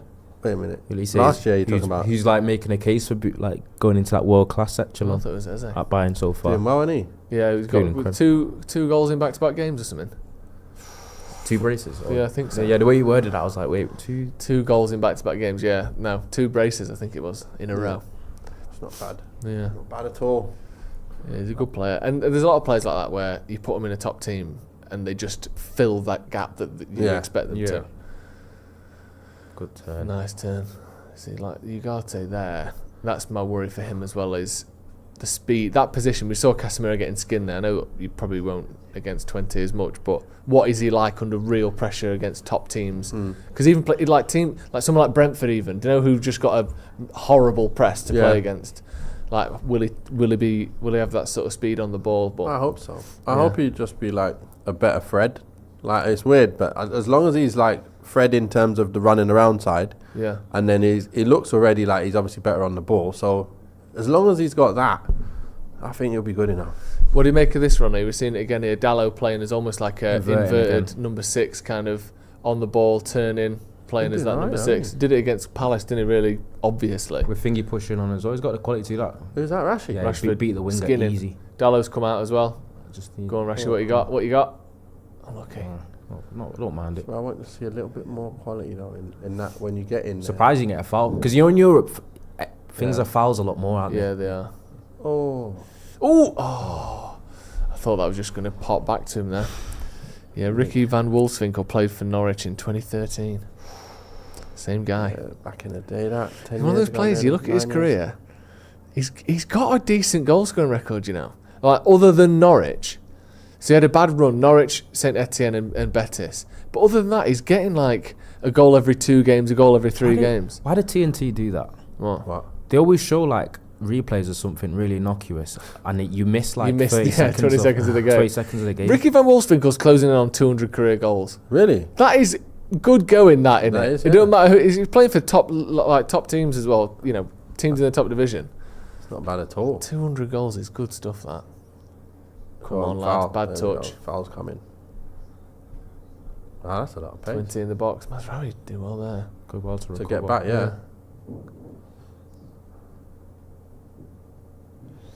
Yeah, just give the ball away there, Ugarte. That was kind of what we're talking about the don't go in. Well done, good tackle. lad. Well done. Good stuff there. Mazraoui just what people are saying, like... I might just let him run off, let a fullback run off him a bit there, isn't it? Well, yeah, FC Twente, by the way, we barely spoke about him. I did. Yeah. I mean, They got a bit about him. Nah, they've started the season really well. They're top, right? Did you say? Nah, they're 4th, but I think they've won 3, drawn 2, lost 1, and I think they won 5-0 on the weekend, I believe. Right. Yeah. So it's not going to be as easy as we think. People saying 5 and...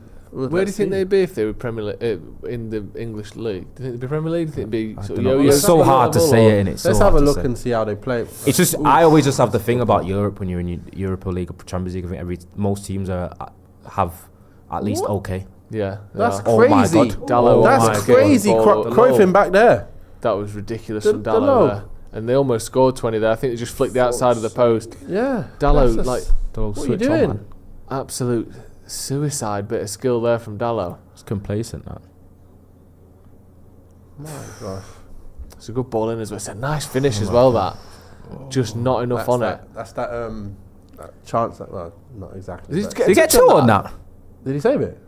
It looked like he did from that angle, didn't it? I feel it's... Is it a corner?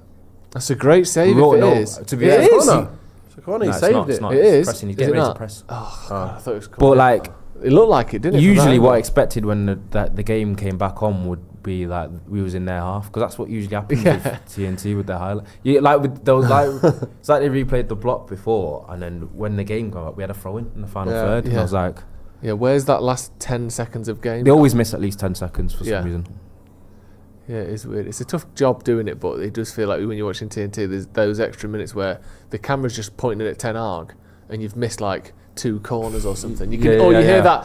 the crowd in the background, you're like, cut away, I know something's happening. The amount of times I watch G&T games where like the commentator goes, "Oh, they're in here," and it just immediately just swings, or like the camera will just swing around. But yeah, it is annoying that. Corner to United. Can we get a little bit more volume, please? If that's all right. Thank you. Yeah, just gave the ball away a couple times. That's dangerous though. Go on, Rashid. Go on, Ad. Is that Ahmad on it? Lay it and put it back in. That's Ahmad there. Yeah, that's a good cross. Bad ball. Out wide. Nice. Good header. That was a good header. Poor touch though. Don't let him counter now. That's all right. That's all right. They look technically good, decent FC Twente because what they're doing is when they're actually winning a ball back, they're not just hoofing it. Yeah. Usually it's like a good touch and he's finding another white shirt. Well, Dutch teams always do that. And also back to that thing. Oh, yeah, go on. Back to that thing we said before about good players playing at their best is better than really good players or great players playing at their worst. Yeah. Whenever you play in Europe, you're playing against a team that's probably won 25, 30 games this season before, because these are the best teams in their league. Yeah, that's so what I mean. That's what usually but happens. They've got maximum confidence. More so definitely the Champions League. The Europa League, you'll get a couple of like teams that are not like, quite awful, but even though they're winning, it doesn't matter. But when you're playing in like Europa League, the chances are you are going to be playing against a pretty decent team. Yeah. Well done. Now let it back. Nice, just good. It's nice, isn't it? It's put him in trouble there as well. Yeah. Give him the ball well, but Rashi, come on, lad. Think. Knuckleball cross. What was that? Oh! What a pass from Xerxes! Oh! Hell, that was unbelievable. Just put it into me. It's like you're doing kick-ups against a wall, isn't he? All our threats coming down the left, though. Rashford's pretty sharp. That was amazing, that from Xerxes. A little flick back heel around the corner. Really good.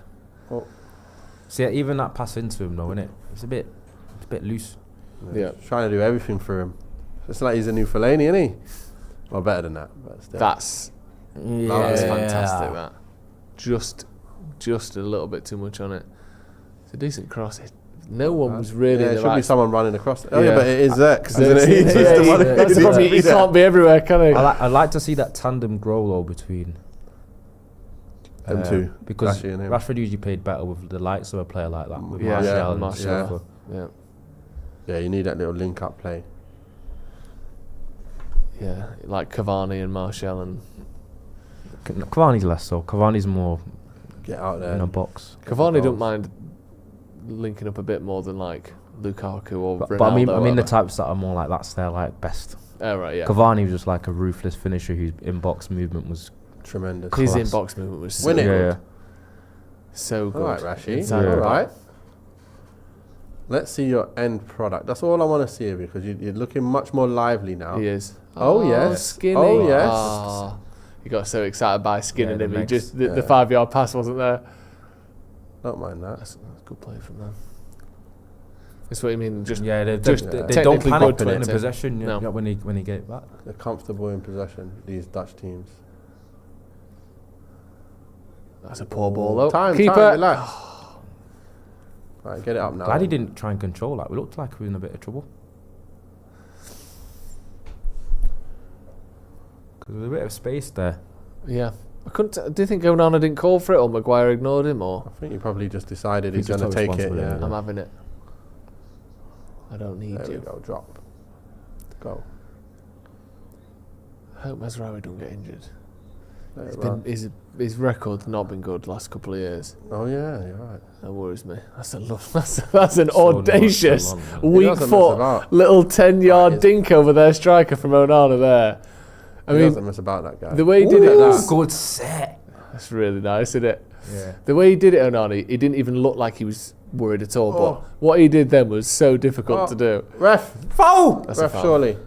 Xerxes looking tasty, isn't he? Link up If everywhere. he like certain strikers, he's not going to be a 30-goal striker. No. But if you can be 15 plus 4 years out of 5 and just be a danger every single week, like that, this link-up stuff is so good. It just need a forward in there still. Like we need an extra man in there.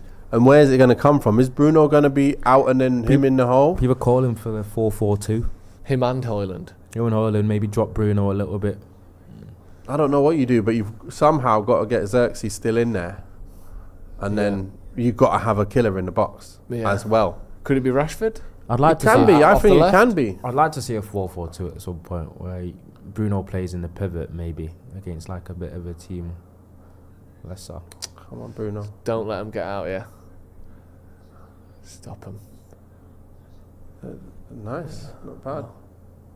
It came off his calf. Well done. He- They did good. United did well there.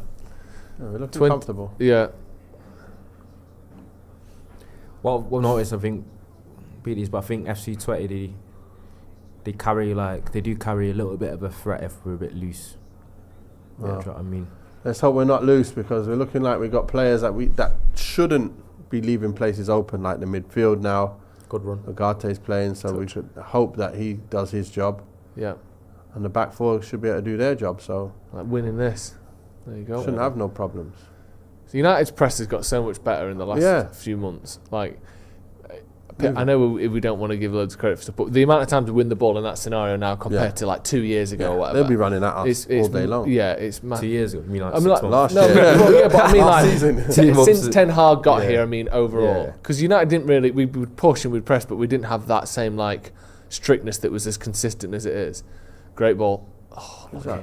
Who was that? Dallo, I think. Oh yeah. Was it? I don't think Dallo. Do you think Dallo will play then if Shaw comes back? Mazurai is on the right. What's going on here? Okay, no. We've got to stop this. Yeah, Agate's back. Hey, watch him. Full back side.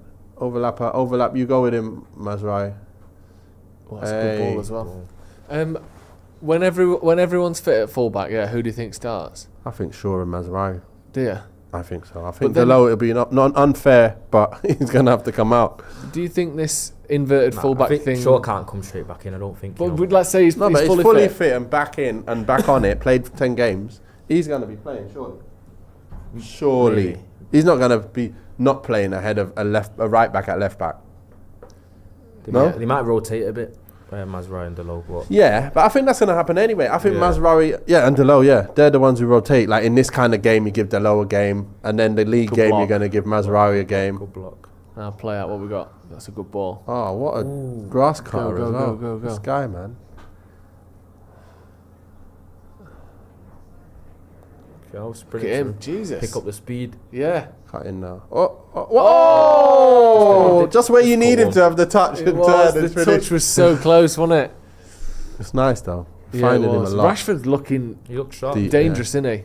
He is looking sharp. Well, he is coming off 2 goals. It's a good run and a good ball. Oh, and good job there, defending, man. Martinez. Because he just got off his shoulder there, He didn't got he? off the shoulder of him then. Is he alright?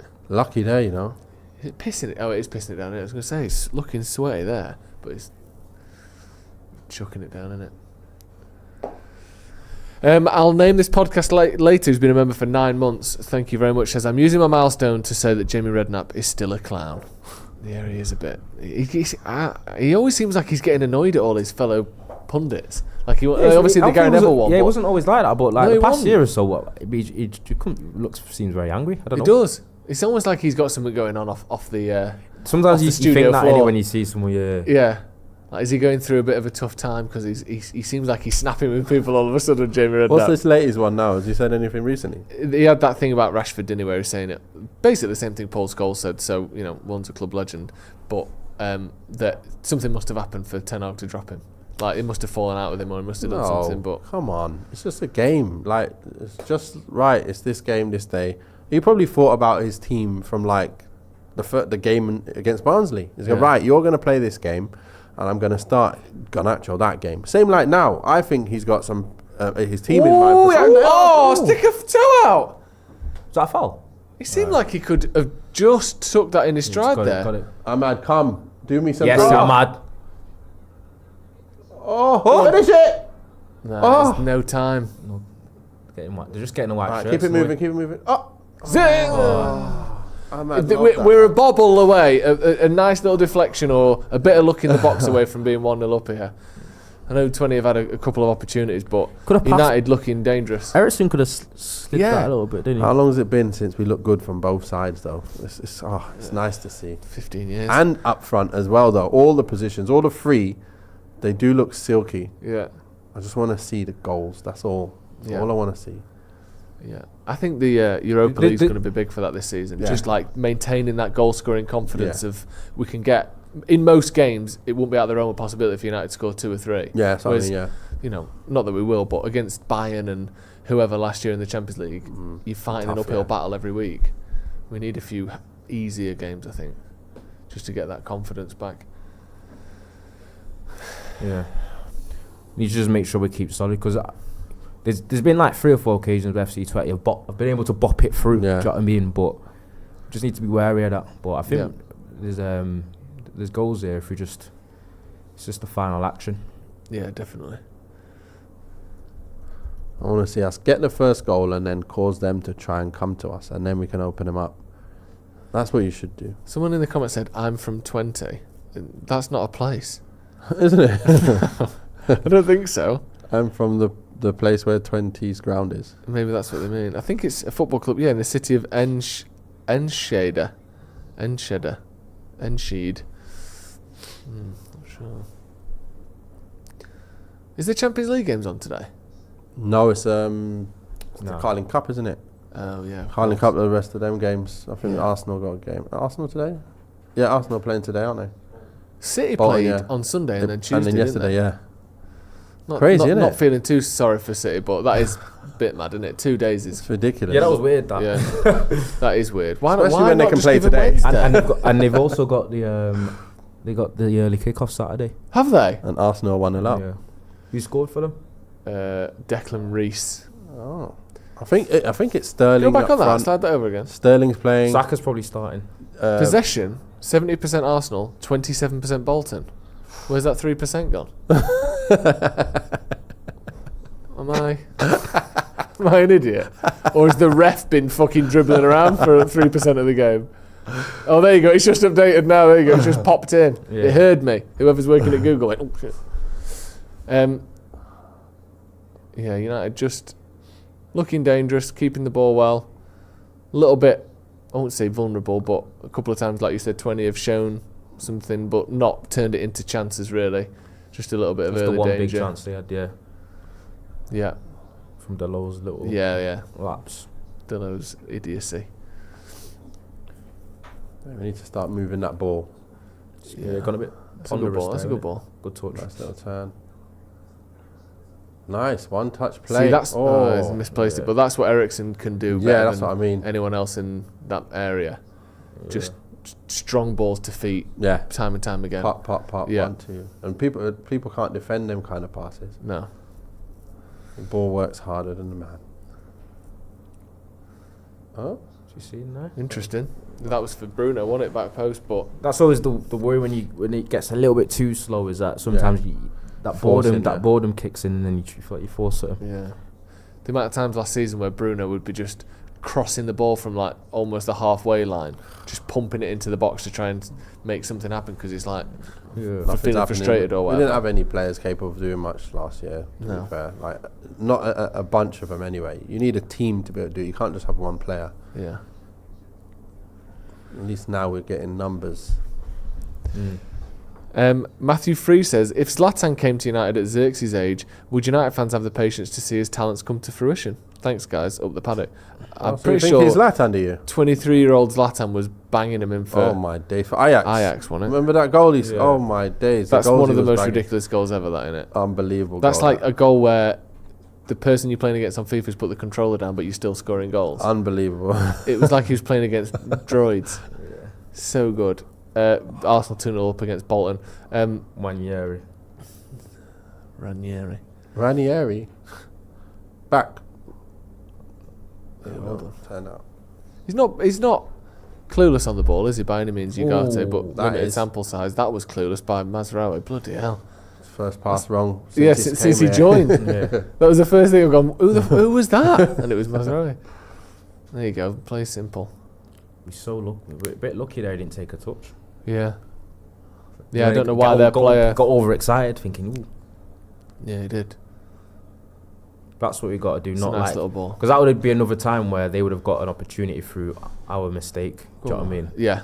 That's That's the last thing you want to do is lose the game By just giving it yourself. Mm. unforced errors. Yeah. Don't need that. Do you think Dalot is playing this inverted fullback role because being on the wrong side is not particularly good at overlapping, so we're trying to find something he can do? Or do you think this is what Ten Hag wants to play and Dalot's the best at it? Yeah. I think he's trying to do what the other teams have been doing, the Arsenals, the Cities, and he's thought, who can do that in my side? Right, Dalot, I want you to do it. You're quite good Stitched technically. him, Yeah. And let me just get you in there and do your thing and try and do that job for us. And that's what he's been doing. He's been doing all right at it. And he's sort of covering the legs of Eriksen as well a little bit, isn't he? Yeah. Because you've got someone in there who's defensively sound, has got better legs than Eriksen, and you can attack with 5 men on the front line and still have 3 men in midfield. And then you've obviously got your 2 centre-backs behind that. Do you think that's, let's say it is Shaw and Mazraoui playing a few games, do you think Luke Shaw would come in, or do you think it's a Dalot-specific job that, he becomes a bit of a specialist difficult at? to see because it's difficult to speculate as well because Luke Shaw's like never actually fit. Yeah. So that's the problem. It's mad that he might be out till after the international break. I don't even know what the hell's happened to him. Like, how And has he that's just be injured for that long? He got injured in February. I've never seen, someone get injured in February, they're out for 4 months, In one game. they play Declared himself 1.5 fit to go games, Euros, yeah. and then is out for 3.5 months. That I've never seen and it wasn't. I haven't even seen people say, "Oh, it was okay," and then that injury's come back. It was almost like he was just as injured then as he is now. But What he is played. the injury? I don't know what the injury is. Someone let us know. What's wrong with this guy? What's going on with Luke Shaw? How was he fit for just 1.5 games in 7 months? And Go on they're to all right United. with it. Go on, Go on, Ahmad. What have go you on, got? Ahmad. Tackers Local ball kid. cost coming. What's Marcus got here? Little pass back to Ahmad.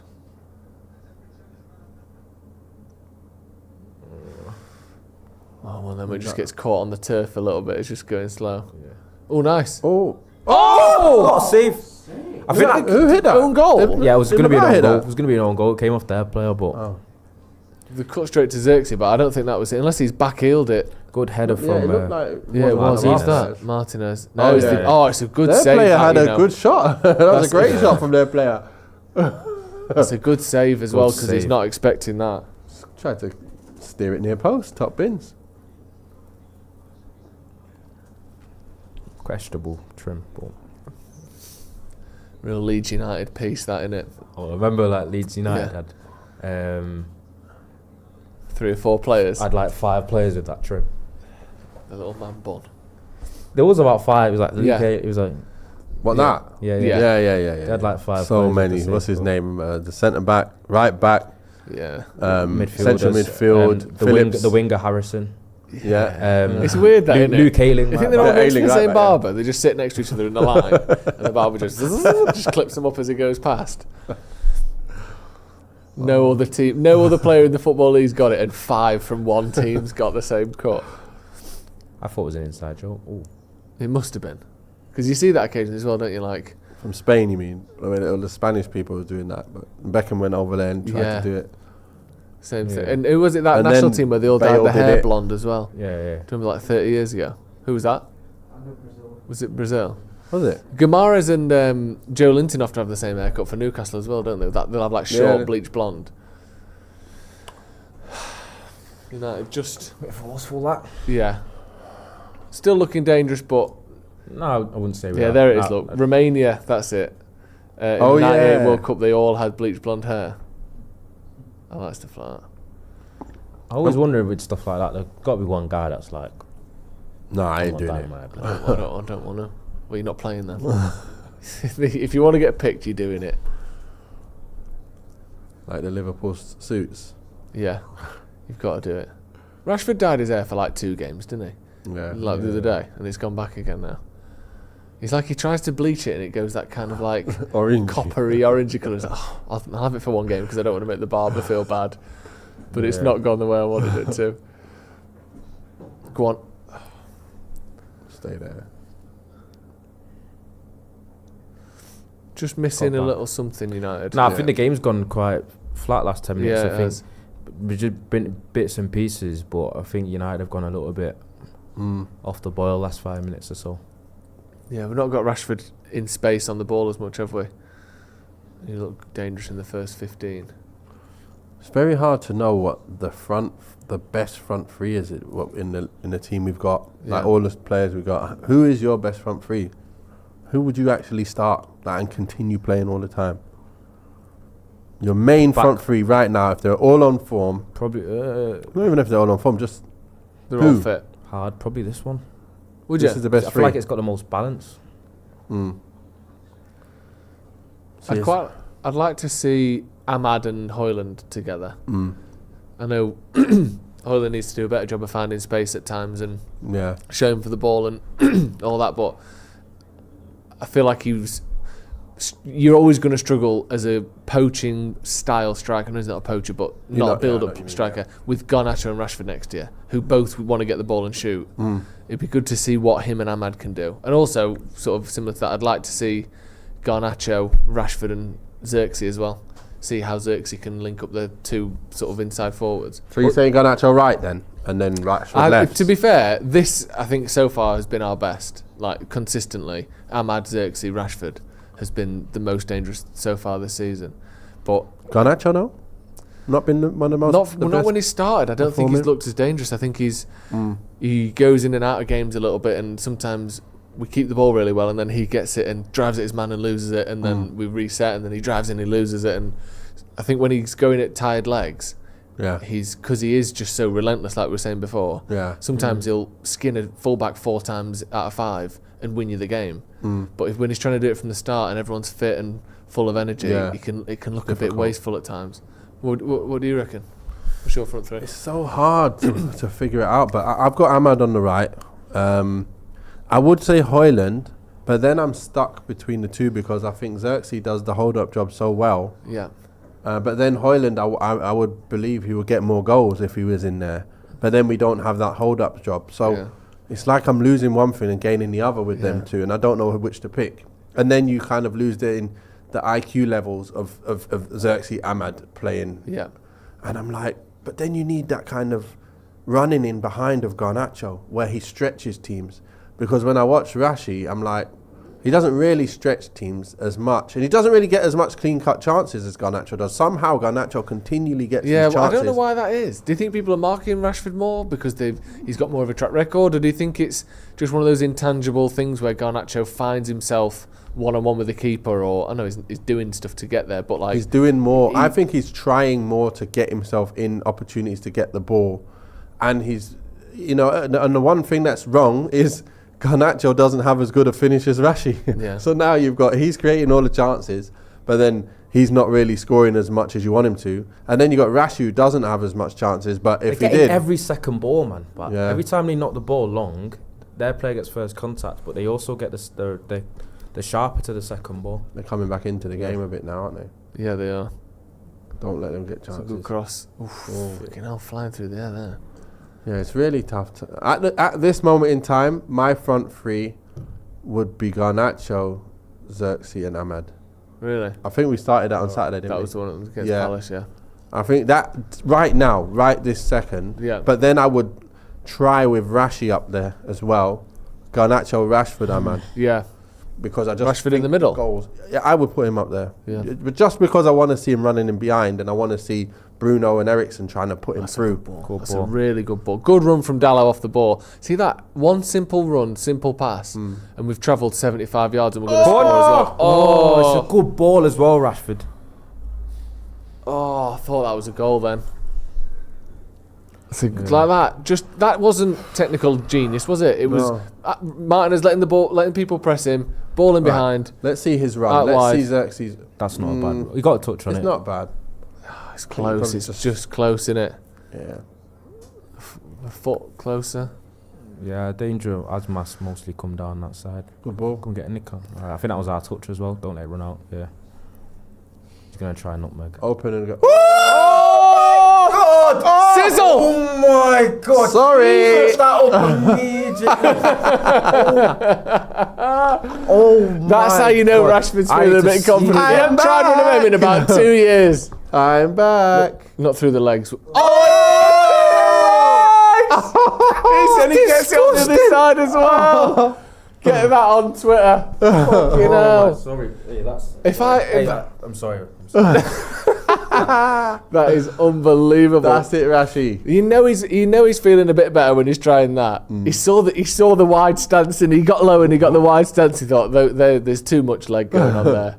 You finished. I think I'm putting Rashi on the left now. That was unbelievable. Yeah. Get Garnacho out. Go on. Oh, lovely touch. Yeah, that's good. And obviously it didn't lead to a goal, but it's good to see stuff like that from Rashford. Yeah, because it wasn't just a skill for skill's sake. He had the end product. I like that about about it. Yeah, he found a man. Bloody hell, that was nice. That. What's the running behind? You see him? That's some guy special, that, isn't it? Yeah. You got it. Nah, that Diag. No, Maguire. Yeah, waiting for Maguire. Yeah, he loves that.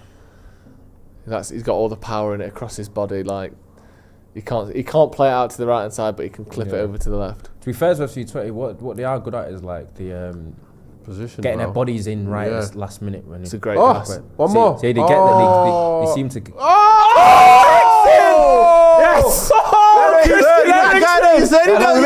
There he is. That's why he played 4 games on the trot. Bloody hell. A lovely finish there, What a Eriksen. finish. 15 yards out, across goal, top corner. Needed that. What a goal. Gorgeous finish there, Eriksen. That was like Eriksen for Denmark kind of strike, wasn't it? Do you know when he's got to be like the main guy? Yeah. That was a brilliant finish. I'm playing next game, Gaffer. Yeah. I'm five in a row. I'm fine. It was only, just over 12 months ago, Ten Hag's first season, where Eriksen played pretty much every week he was fit. That's a fucking gorgeous finish that was. That's an absolutely gorgeous finish, that. And it all came from a shocking first touch from Dalot. What a strike. I know. I was thinking that as well. Assist that first touch needed to be tight. Yeah, brilliant. Brilliant strike. Side netting. That's where we want our goals. Sir Jimmy, I hope he's not that Sir Jimmy, says Eriksen is on fire so far this season. What the fuck? Yeah. Mo Wada says just keep playing the same way, please. We're looking comfortable playing like this. All the guys in here crying before need to grow up, says Ryan Pitt. I didn't see much of that. But yeah, I think United have probably just about deserved the lead there. I think they've been the better team. Not made a load of chances, but it's a great strike, that. It's a great strike from Eriksen. Sometimes you need that. Sometimes the square ball to the penalty spot, cutbacks aren't going to do it for you. You just need someone to twat it from 15 yards out, don't you? Yeah, fucking. I feel like we needed that, the way the game was going. It went a little bit. Yeah, a little bit flat. Yeah, I think we can hopefully build on this now. I don't want us to go into. I know we want to be solid. I don't want us to get too defensive in terms of the shape that we get in. I feel like we can try and nick another one. Now it'll be tough for them because they're going to have to come out. But one thing is, we might have opportunity if our press is good, because we've noticed that these will play. Yeah. We can win it. Yeah. Yeah, we need to not sit back now. It's a tough one, isn't it? Because I'm dying for a bit, but I don't want to leave right now. Because it's getting a bit juicy. I'll just wait till half time. It's a tough one because with it being Europa, obviously goal difference matters, but you don't want to get injuries trying to go for 5, 6 and 7 goals. Not that we're going to get 5, but you also don't want to sit back and let a team get a bit of momentum against you. Yeah, I think there's a number of these players that are playing as well that you're probably looking at going, right, he's going to rotate a bit anyway. So they're going to need to get their minutes. And that's why I was also, when Eriksen was playing, I was like, if he doesn't play now, when is he ever going to play? Yeah. Because other people are just going to be in front of him. So he's got to get his game time. Yeah. And if he does well, then he deserves to continue playing. So, hats off to him for doing well and keep going. Because the minute he comes out, I don't expect him to be back in. If he's, the reason why he comes out will be because he's quiet or he gets overrun somewhere. Yeah. Then you might see Ugarte, Mainu, Casemiro, them guys always playing. And then he's never going to play. Yeah, so that's true. I do think this Dalot thing is like, it's almost like you've put a little jetpack on Eriksen. Like that, there's his physical boost, and it's not him, it's Dalot. Yeah. Like look, Dalot is stood where Eriksen is playing, and he's letting Eriksen roam about a bit. We've got a bit more. Look, Dalot's coming in now. I don't know if he'll get the ball, but Eriksen's nowhere to be seen. But you've got your defensive mid there, and it's your fullback. And now the midfielders get back in time, and we win the ball back. If that's just Eriksen sprinting back trying to fill that gap, they've got a free shot there. Yeah, it does make a big difference. Obviously, you lose a little bit in the width, but... Yeah, I know what you mean. But as long as our left-back goes in there, makes a box, kill it. Lovely pass as well, Onana. Great ball. Is that Ahmad on the left? Switched over? Yeah. Oh, no, it's just both playing on the left. Go on, Marcus. Go on. Let him Marcus overlap, has got his Let him overlap. Give it to him. touch and Step over. sprint There we legs go. on. And That across goal. Hold on. was weird. Yeah, he jumps out of that. He did. I thought he was going to try and dink it over, but he just... Good overlap, though. Love that. Yeah, it was. Well done, boys. Yeah, Good well stuff. Good timing. Ahmad saw that all the play and all the danger and all the threats coming down the left, so he thought, let me join it.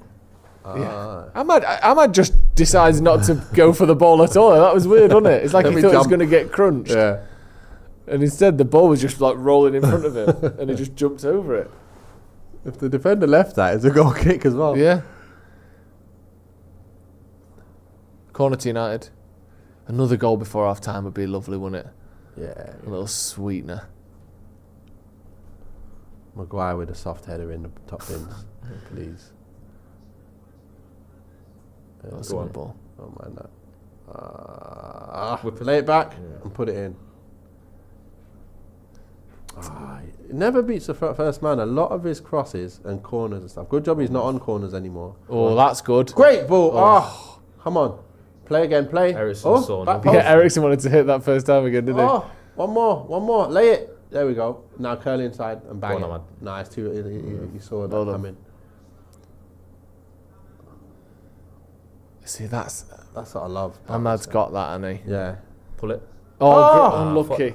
Unlucky. Someone They had a come lot across of bodies that. there in the box, though, FC Twente. Yeah. Like they had the whole 11 in there. Yeah. Would have took really, really precise cross. Yeah.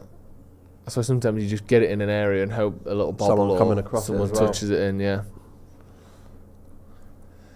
Like that, boys. Whoever gets the ball at the minute in the attack, looking nice. So Yeah. I'm enjoying that. Yeah, it is good. And Rashford, whenever he gets the ball, is speeding the game up. Yeah, he's not slowing it all down now. He's getting a Set. touch. Like that. Can we He's find him even again? laying things off now. Go on. Unlucky. He's coming off and laying it off. He's not even fighting with anyone. He's just doing what he needs to do. No ref.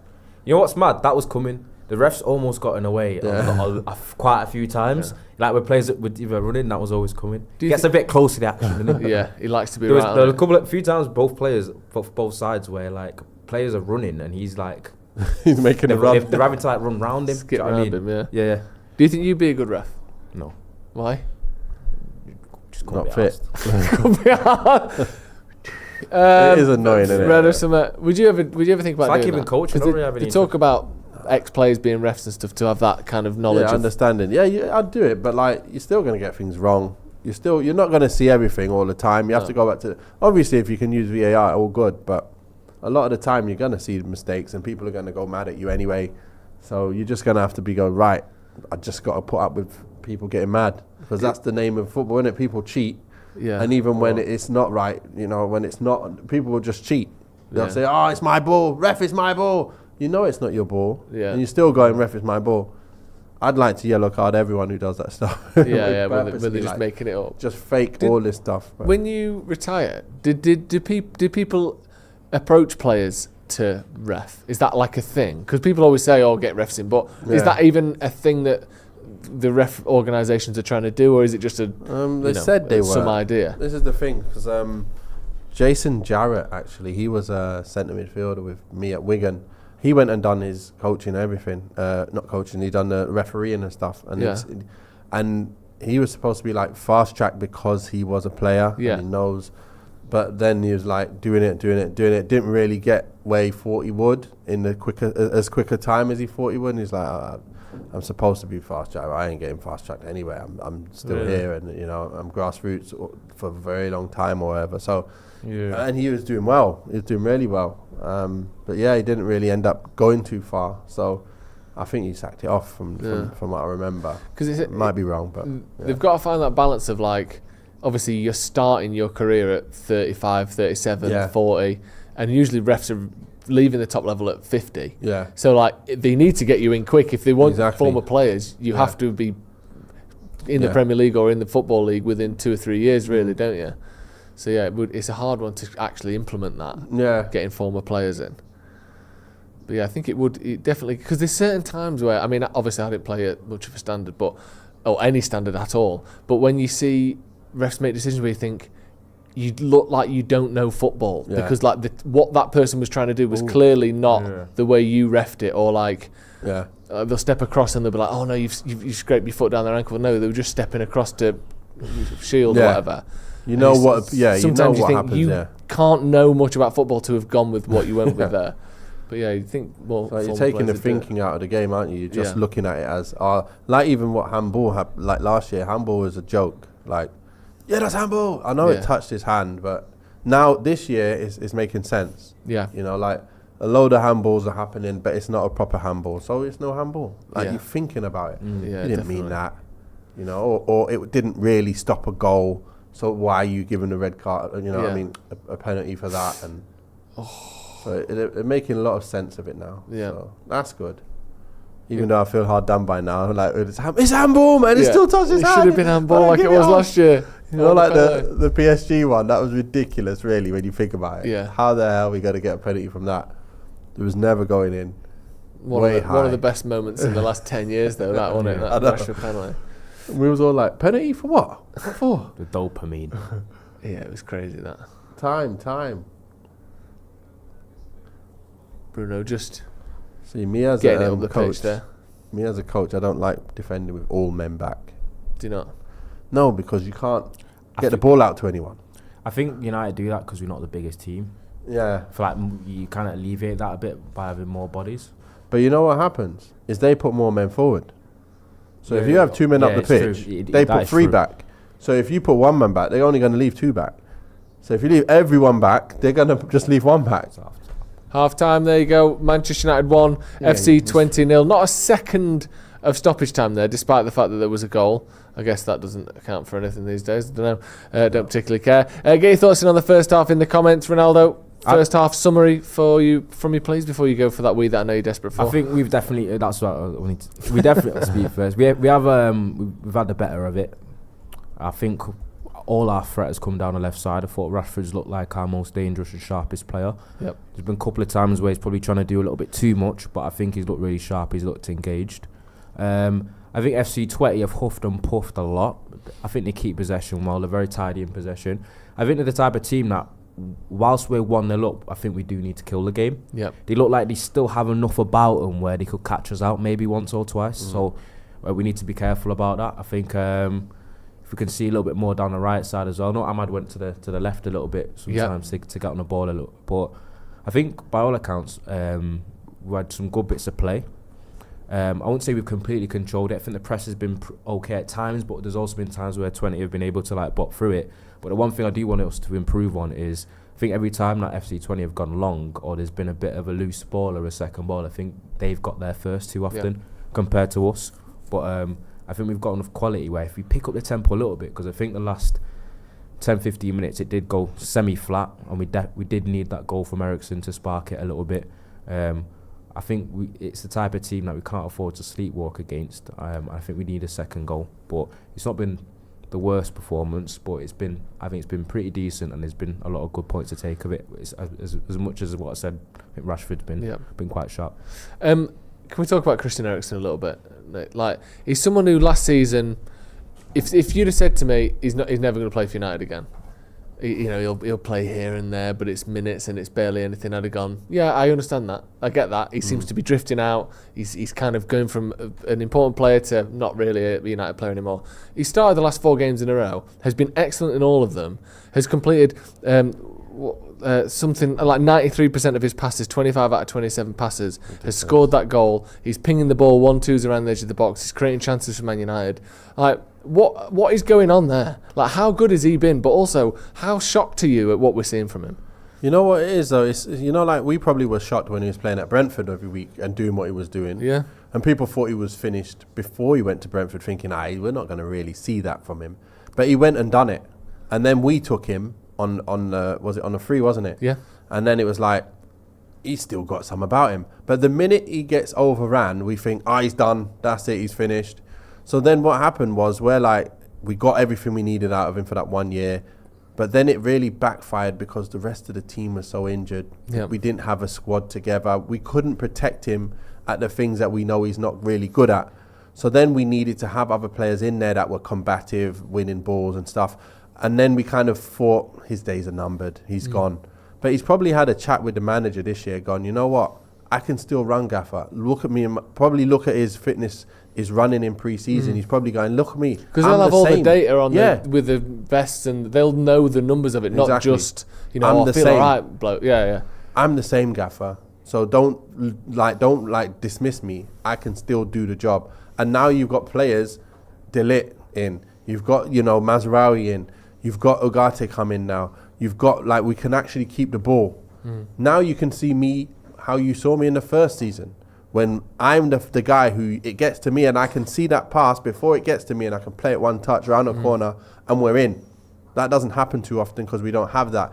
We missed that all last year, and that's what he's doing again now. And I'm surprised, obviously, because I hadn't seen him in the side, and I wondered, has he still got the legs? Has he not got the legs in training and that's why he's not playing? Yeah. Or is it because of the other stuff? And I think it is the other stuff, to be fair. Yeah, I agree. I think he's probably got a bit fitter, played less games, feeling healthy, feeling good and ready to go. Another player, everyone in the comments is talking about him, and for the right reasons, for the, you know, the rare occasion that it's almost all positive, is Marcus Rashford.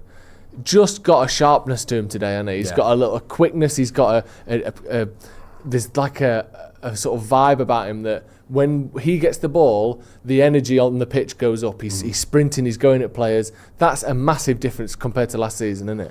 That's the Rashford we want to see. Yeah. That's the Rashford that will get a goal out of nothing every now and again. Like, you know, that little flip-flap. Yeah. And then he's now found the end product bit to that. So in these kind of games now where he's looking like this, you'll see him score a goal out of nothing. Yeah. And then we win that game. And then he'll be on fire. It's like he's got, like I said, you know, like you pick up the star in Mario Kart. He's got the star right now, and he's starting to move again. Like, oh my gosh, I don't want this star to go, because he'll be back to standing still and passing.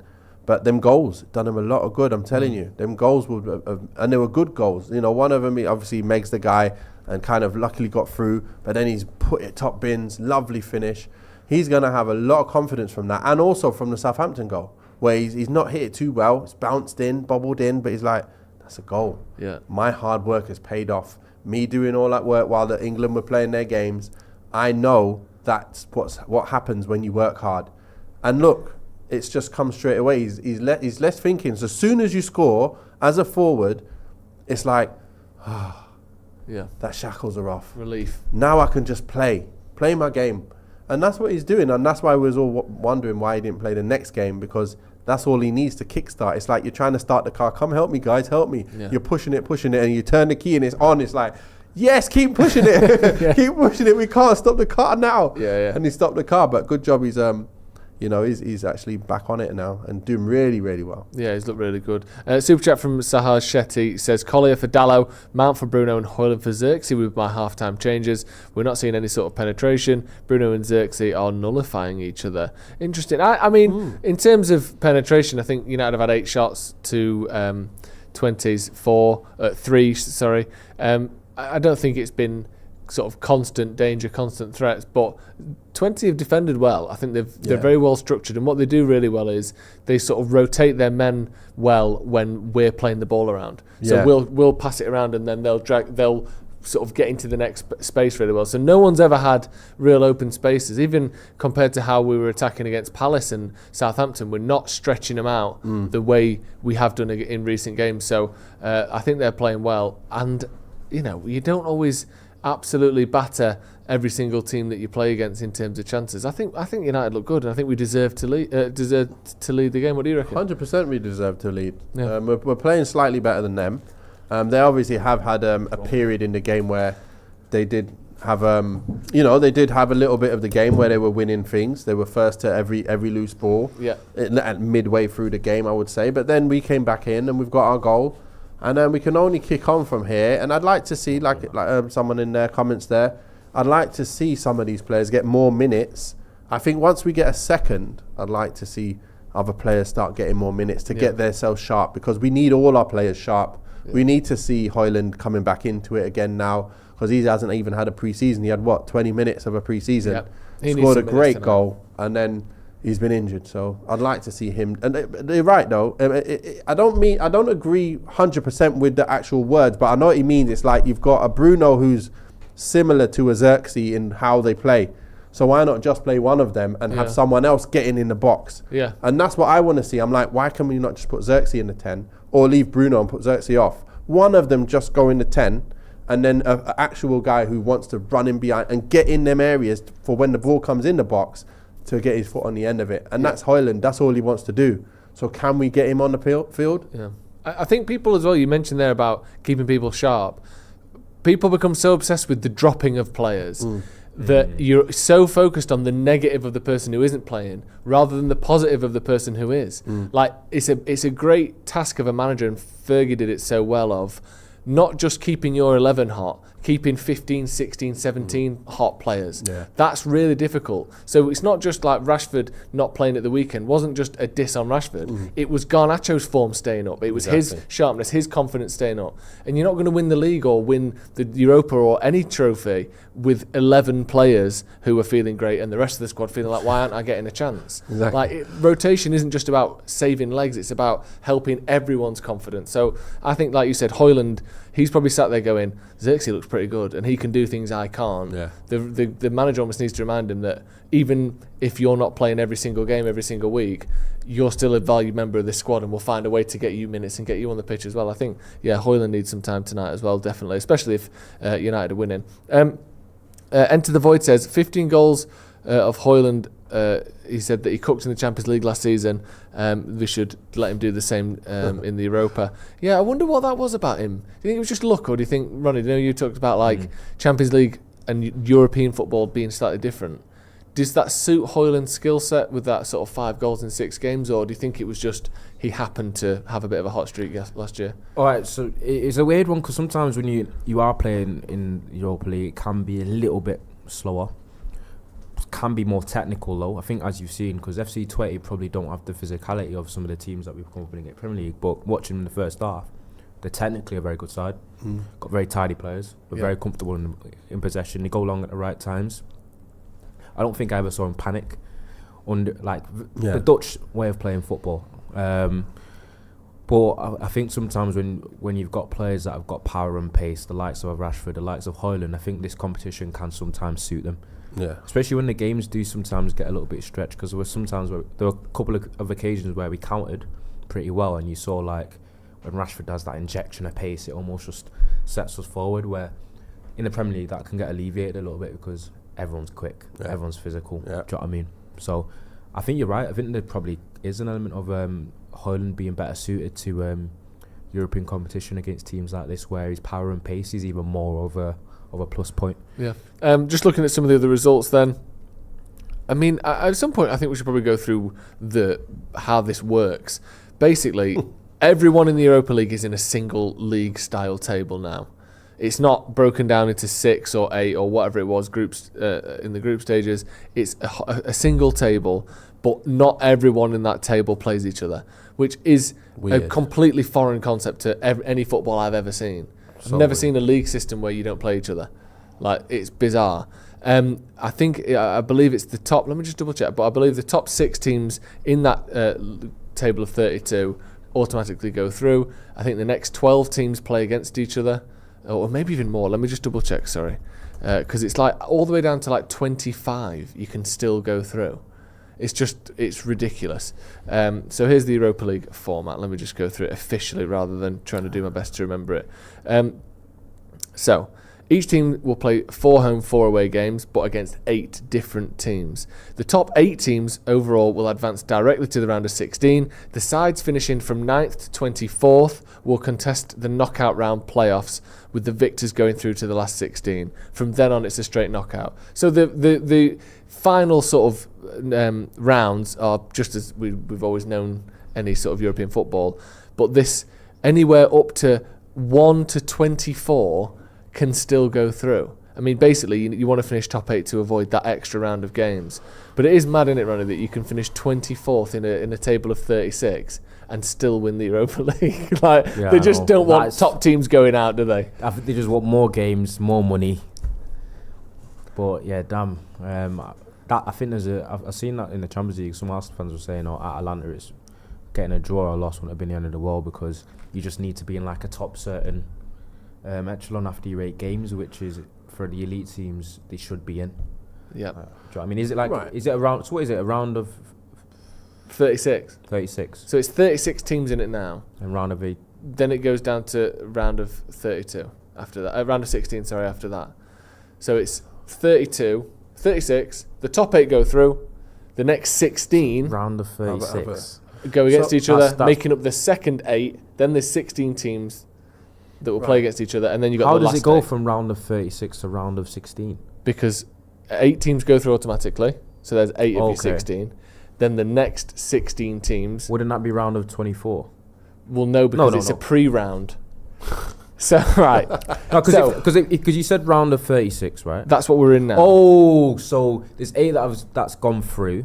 Yeah, and then so the now next it leaves you 16 with have 28. to qualify to join those 8. So it leaves you with 28, my doesn't it? brain hurts. Wait a my minute. brain So then you end up hurts. with 16. So there's 8 automatic. Yeah.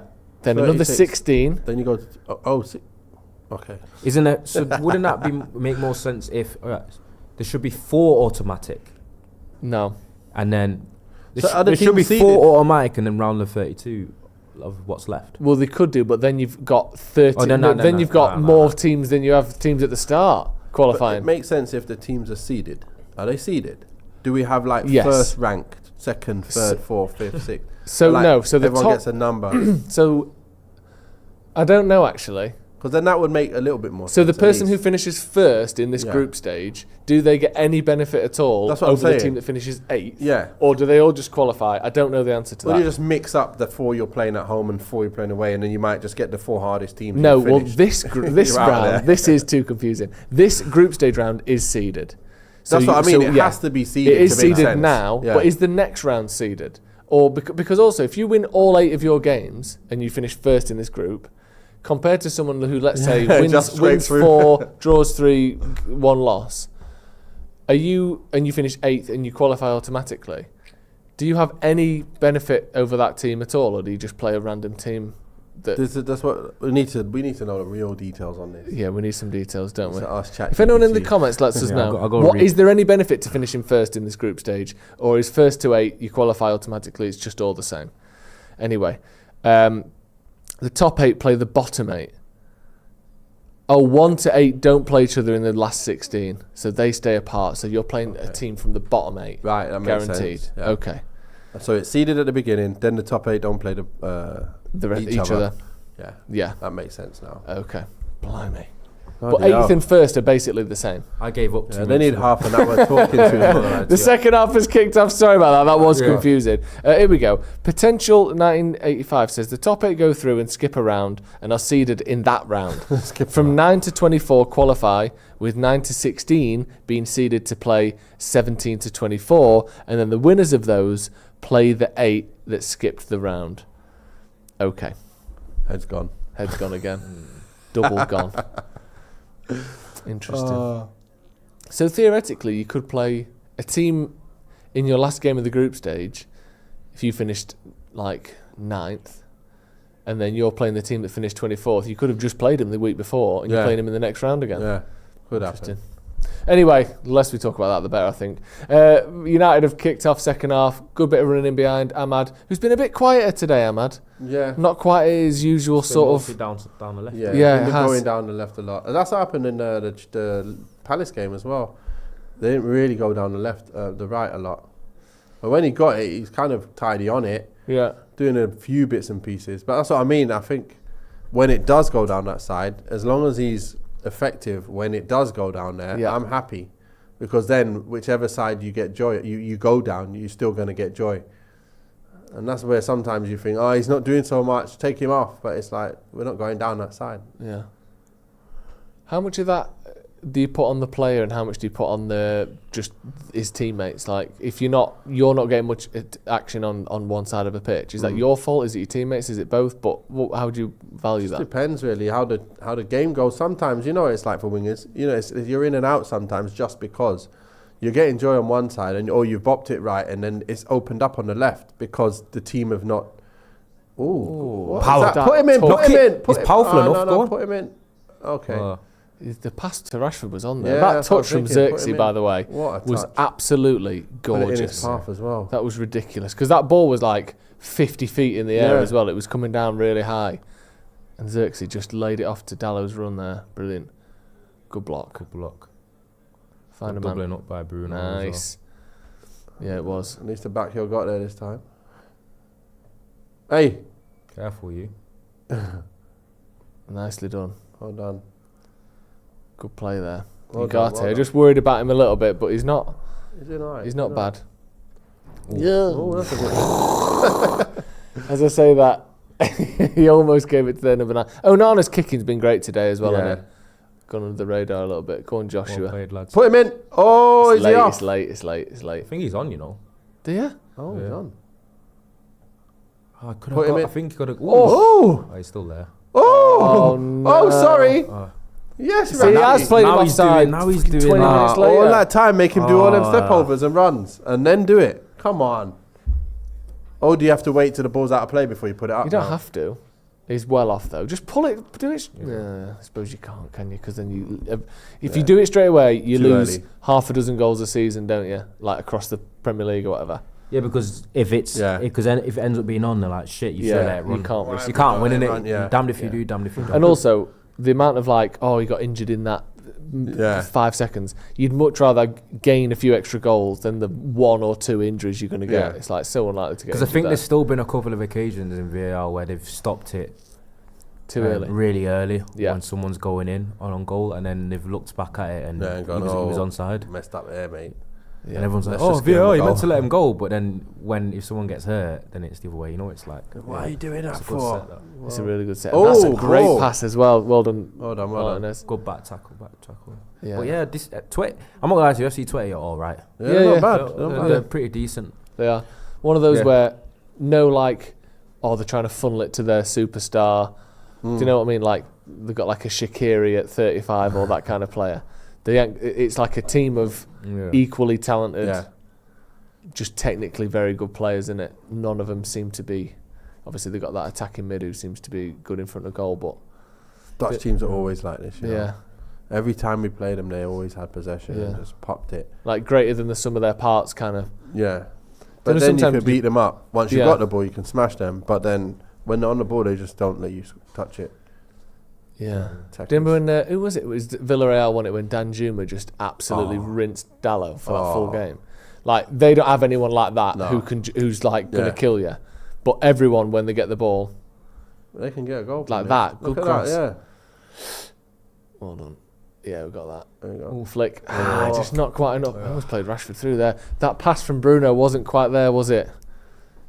Xerxes couldn't get a touch on it. Cheers. What were you eating before? Custard creams? Yeah, Are they your biscuit of choice? usually. I hadn't had a custard cream in ages, you know. I never buy I biscuits. offered you and you said no. I know, but I'd do bad it as if I well, want. not bad. If I want it. I'm not a massive snacker. I feel like I have custard creams would be choice, but I don't eat biscuits all the time. Do you know, that Are you kind of getting thing. beard up back there? I used to. Both of them cracking beers, coffees, tins of coffee. So you used to be big into the biscuits. I used to be. Obviously, in the last 16 weeks, I've been working out all the time. Have trying to you? get So myself down. what's been going on then? Just Workouts, innit? Insanity workouts. That's what I've been doing. Is it? Yeah, every It's day. been going You somewhat. can tell you I've can been tell doing the you've work. I've been putting the work in. So putting the work in. What's this for? Don't tell me there's a comeback on the cards. I'm or trying to get back to like 95 kg. I was 111 like back in May, Really? June. Is that your What biggest game you've did ever you come in? been? You did one of the late games, didn't it? June. What was it? How hard August. was it? Be honest, I was It's been trying. tough, man. Oh, Now tell him how hard it was. Doing You're on about the that late night pre-season game. watch Oh, alongs, that aren't you? game. Oh, the game. Oh man, I was dying trying to stay awake for that game. Yeah. And the team was like, remember, did the team get picked and didn't have many players in either? Yeah. And we're sitting there like, Oh. I'm dying. And then there was another game even later, and I couldn't get. Yeah. They start at like 3:30 a.m. Yeah. I was like, I got work. I got to go and work in the morning. I can't come. Yeah, it's stay tough. up till 7 and just go straight from here. I'll be dead. So I was Yeah. like, that one when we finished at 3, I was like so glad that the game finished because it could have Yeah. went to extra time, couldn't it? Yeah, could have. Oh, And they were what? just randomly sticking penalties at the I'm end not of gonna lie the to you. as well. They would have kicked off. We were considering it. We're like, if this goes to extra time or penalties, we're calling it a day. Just going home. We just got like we're not doing. We aren't covering the end of the game Yeah, because yeah. Ronnie's tired. Yeah. Oh, Brilliant yes. from Ahmad. Oh. Pass it! All right. He tried. Yeah. I think he Right, put his foot in just as he got there. I think there's a point where it crossed. I mean, obviously you know, but it crossed his body, and he could have just side-footed with his right foot. Yeah. Yes, he could, 100%. Because he took him, Like and there's then he was about there's a to play step it. where he could. Oh, maybe he tried to just take it past him that time. Yeah, he and does. then he was going to do He it. just recovers well, doesn't he? But yeah, good little burst from Ahmad that though, because he's not done much of that so far today. Yeah, he did it once in the first half. He took the man on, Yeah, put the ball across, and once here. corner from Eriksen, good area that, good area. We need to be moving towards it. Oh, that's it. We need to be moving towards One it. thing I like funny about You saw it United is coming they have one attack. They usually have only one threat for a set piece. Yeah. Like Maguire or Delip, and the ball still always seems to find him. I'm like, if you're the defensive team, what? Yeah, but you see how Yeah, they're you're not not really stopping moving that. towards the ball. Like they're not really on the move to get the ball. No. So you're never gonna get a hard header on it ever. You know, CB Ahmad. Yeah, What's he why doing was there? he doing that? The bloke crossed it from Ahmad's position, and Ahmad's the one who gets on the end of it. Why has he gone left back now as well? Well done, Marcus. Good. Well done, Good. Marcus. Love it. Love that. Is he gonna chop? I think Fine. Just I'd give him have the liked ball. to have seen him just Give knock him the it ball. there, Give him you the know. ball. There we go. Let him do bits. I'd have liked to. Get a Shoot. striker. I would have liked to have seen Rashford just knock it and go. Yeah. Oh. Nah. Rashford just got a bit muddled there, didn't he? I really like Mazraoui. Yeah. Player. Yeah. What a buy though for that price as well. To be able to get him in at that price, I'm like, I was thinking straight away, what a buy that is. Yeah. And then people made me think like, nah, he's not that good. I'm like, why does he think he's not that good? Like, maybe I'm wrong. Maybe he's not that good.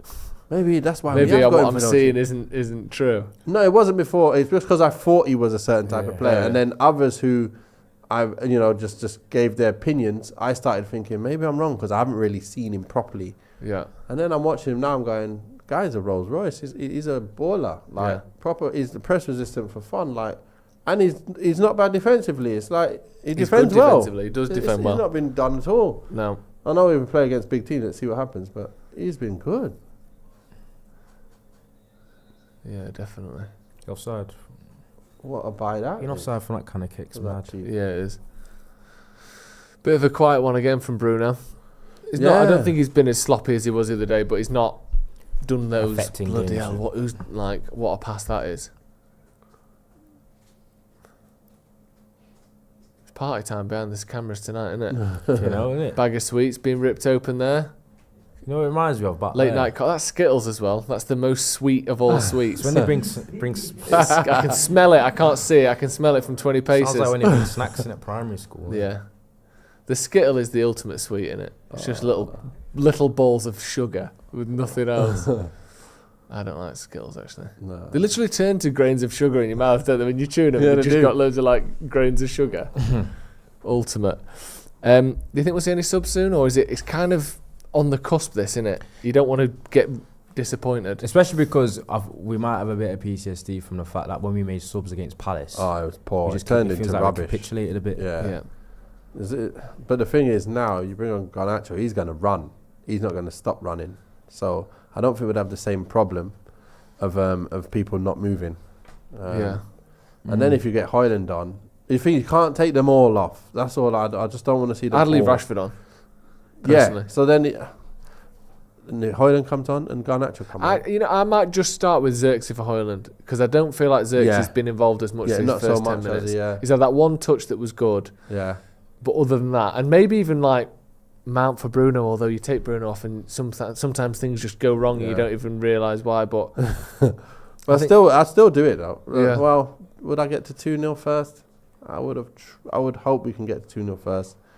And especially Højlund, you're right. Højlund is the one that I definitely put on because the other players will be able to do their job. Bruno's the man there.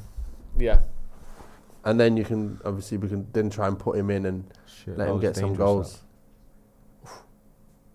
Sorry. Oh, I'm sorry. Almost. It's No, all it's right. just- Now you got to get back. Yeah. Good covering there from Ugarte and Bruno. Yeah. Just a bit loose in the middle now. Go Win. on, Martinez. Oh, yellow card. Yellow That card. Did you not give a foul for that? That's a yellow card all day long. I think it was play All on day and we'll come long. back for it. It's definitely a booking. I thought he didn't give a foul for that. Nah, all day long. I was like, what? all day long.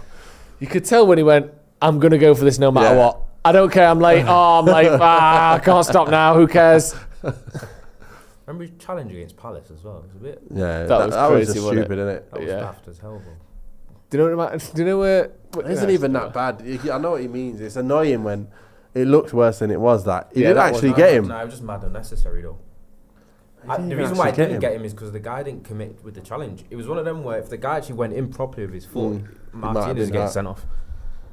What, against Palace? Yeah, that one, yeah. I'm talking about this one here. No. I don't think that was really yellow. When you look at it properly.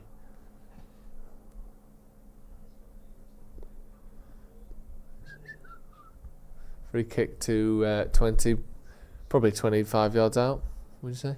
And they're probably good Tackers players, so we better make sure they don't score, otherwise it'd be a mad, edgy game. Yeah.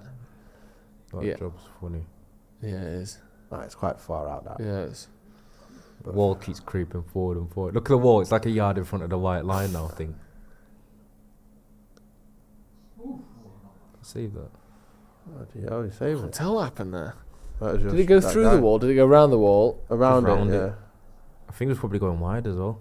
Yeah. Yeah, but close. Danny Welbeck scored one like that for Brighton on a weekend. Yeah, he had to really do that, didn't he? Yeah, when it's that close, you can't there. risk it, can you? Well done, Marcus. I know Bruno. I thought I heard a whistle. I did as well. I was thinking, what's going on there? Win this back now. Come on.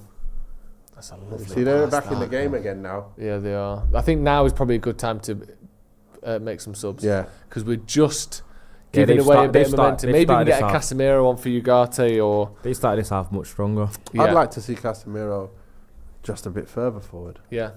I just want to see him do it. Because that's what he did for Real, What's happened? The VAR in something. Was it handball? Are they looking for handball? That's what I'm saying. I thought that's what they're saying. Yeah, I saw so many. That's what their fans are saying. I don't know if it's actually happening. I think there was a check. Okay, but one of those like rapid ones. Yeah. Good ball again. The Champions League last season was literally if it touches a defender's hand, it's a penalty. Yeah. That it got so stupid, didn't it? Like you can. Whatever happens. Yeah, it doesn't matter. Just I can stab it into your hand by its side and it's going to be a penalty. But that's why I want to see De Ligt stop putting his hand behind his back. Like I don't want to see that. Like a lot of players, especially him, I noticed that when they're going one-on-one with defenders against attackers, you're giving yourself a lot of work to do with your hands behind your back. Yeah. You can't play football like that. And nowadays, because them are no longer handballs, you might as well play properly. Yeah. I don't know. We'll see. Yeah, it does. You shouldn't. Football shouldn't get to a point where you have to defend with your hands behind your back for it not to be a penalty when the ball hits it. Like if we've got there, that is a symptom that something back here is wrong. You shouldn't have to run around like that. That's just stupid, isn't it? Yeah, I'm going to stop you and start you, and you're finished. Yeah. Sometimes look at what's happening and work out have we made a mistake somewhere here? Because defenders literally getting skinned because they've got their hands behind the back and they can't turn around. So annoying. It's not good. Right. Unlucky. We're going to really have to start upping our game now. Yeah, we are. We're not really doing much. Well done. Nice. One more over to Rashi. Is there Rashi on? Good touch. Oh, keep coming. One more for Rashi, and can he score? Go on, finish. Unlucky. I thought I was going in the corner. Oh, well done, Dom. Delo's there. I like that Rashford hit that first time, you know. Couldn't let it go. Well done, Rashi, though. The fact that Rashford hit that first time was a good sign to me. Back post. Oh, it's not bad. It wasn't going to get in, though. I think it was a bit of a soft one. Huh? I'll see it from the other angle. I'll see if it really had a bit of curl on it. Here's a mukbang back there, isn't it? Yeah, just eating all sorts. Foil, plastic bags, cans opening, every kind of surface you can possibly imagine. There's a little cling film cheese sandwich coming out. Cardboard box full of egg fried rice, everything's happening. Although it's all cold because there's no smells whatsoever, is it? It just sounds like... Do you ever see those videos where there'll be a bloke in like a studio and he's like putting his hands on some sand and he's making like footprint noises for like films that they put in afterwards? It sounds like they're making sound effects for films back there. I don't know what's going on. Bruno that was a very down. unnecessary challenge. Yeah. You got a booking? Is he? Let's make these changes. I thought he was like listening for VAR. I think he maybe didn't book him because he just come on, but Not red. That Europa League logo looks like it's like UFC or something with the octagon on it. Yeah, it does, doesn't it? That one down the Achilles. We could give Eriksen a bit of a rest now, can't we? Bring on Mount for a bit. Ethan's fingers are all sticky from the skills, by the way. That's why I just cut to a camera that doesn't exist. Yeah, I've seen that. Blinkers. Ethan's fingers are all glued together and just using big mitts to prod at the buttons. I think I've done that once on a Vision Mix. Oh no, I've dropped my Skittles in the machine. Yeah, game just slowing down a bit. I think we could do with this. We could do with something here, couldn't we? Maybe Ahmad for Garnacho and just start with that. Yeah. Sleepwalking a bit. I think so. Yeah, we don't want to get silly. I think we could do with Højlund as well. I think then both of them coming on would be good. Yeah.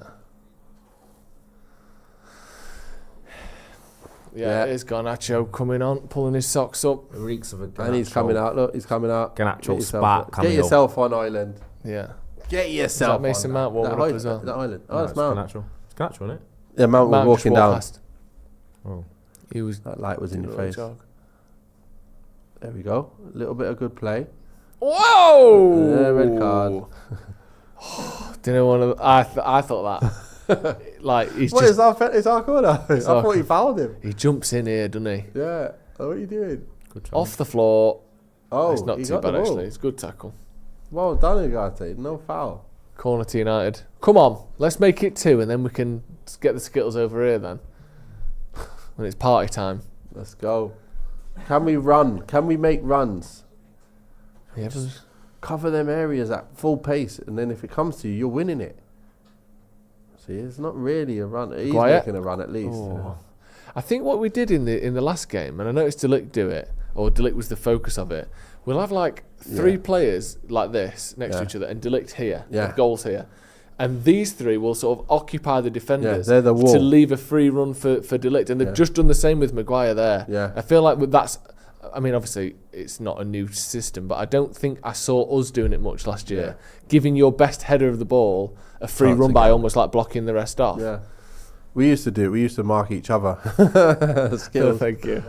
I might have a couple. Am I allowed? Sure. Yeah, you can have a couple Skittles. It's a Sugar. classic. It's a classic sweet, innit? Sugar lad. I'm surprised they sell so well, Skittles. That they've just been around forever, haven't they? But Timeless. in my head, they're not. There's not much going on with a Skittle, is it? Nah. It's pretty basic, and yet. I'd rather M&M. Yeah, peanut I'm an M&M. M&M guy. Yeah. Look at that for a grab. Yellow bag. Got the worst grab of all time. All yellows. Oh, there we go. Nice ball. That is the worst grab. 5 yellows and 1 purple. That's poor. That the reds and the oranges are the best ones, I think. 5 yellows. Oh dear. Jason McAvoy says, "Who are Newcastle playing tonight, Ethan?" No one. The pitch fell off. Also, what happened? Wait, didn't you finish in the Europa League spots, Ethan? You finished 7th, didn't you? Why aren't you playing in the Europa League? Because United won the FA Cup and we stole it from you. I thought it was Chelsea we stole it from. Yeah, we did, didn't we? Sorry about that, pal. Yes, we did. Yes, we did. United just holding the ball a little bit better. The Skittles are here if you want them. Just one more, he says. Look at Maguire with his trademark. Almost. Dallow's put some running in tonight, hasn't he? Oh, the running behind. Yeah. It's done well. Here we go. That was the long whistle blow of this subs Ahmad, coming right? up here. Yeah, Oh, Ahmad yeah. for Garnacho. That's what we've said, innit? He's just gone quiet and Ahmad. Not been his best day today.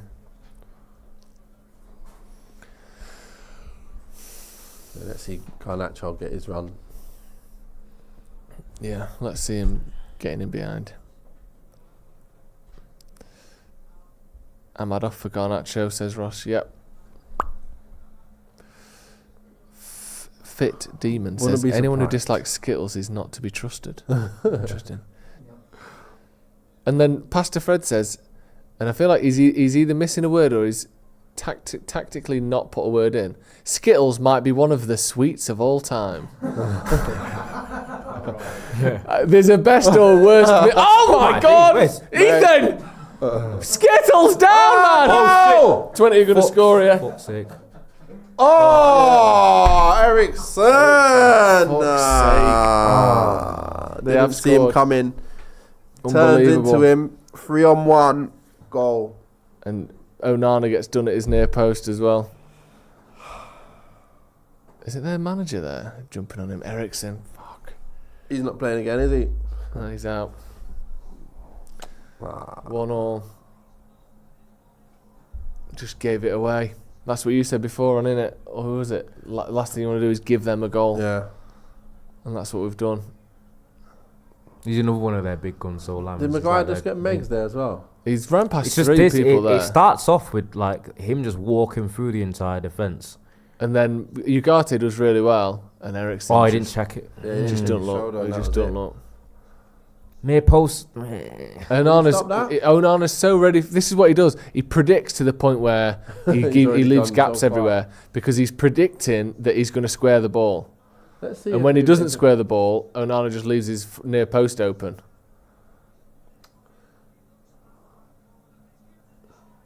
He's just giving him the eyes, hasn't he, Yeah, Onana? he's giving him the eyes. That's it.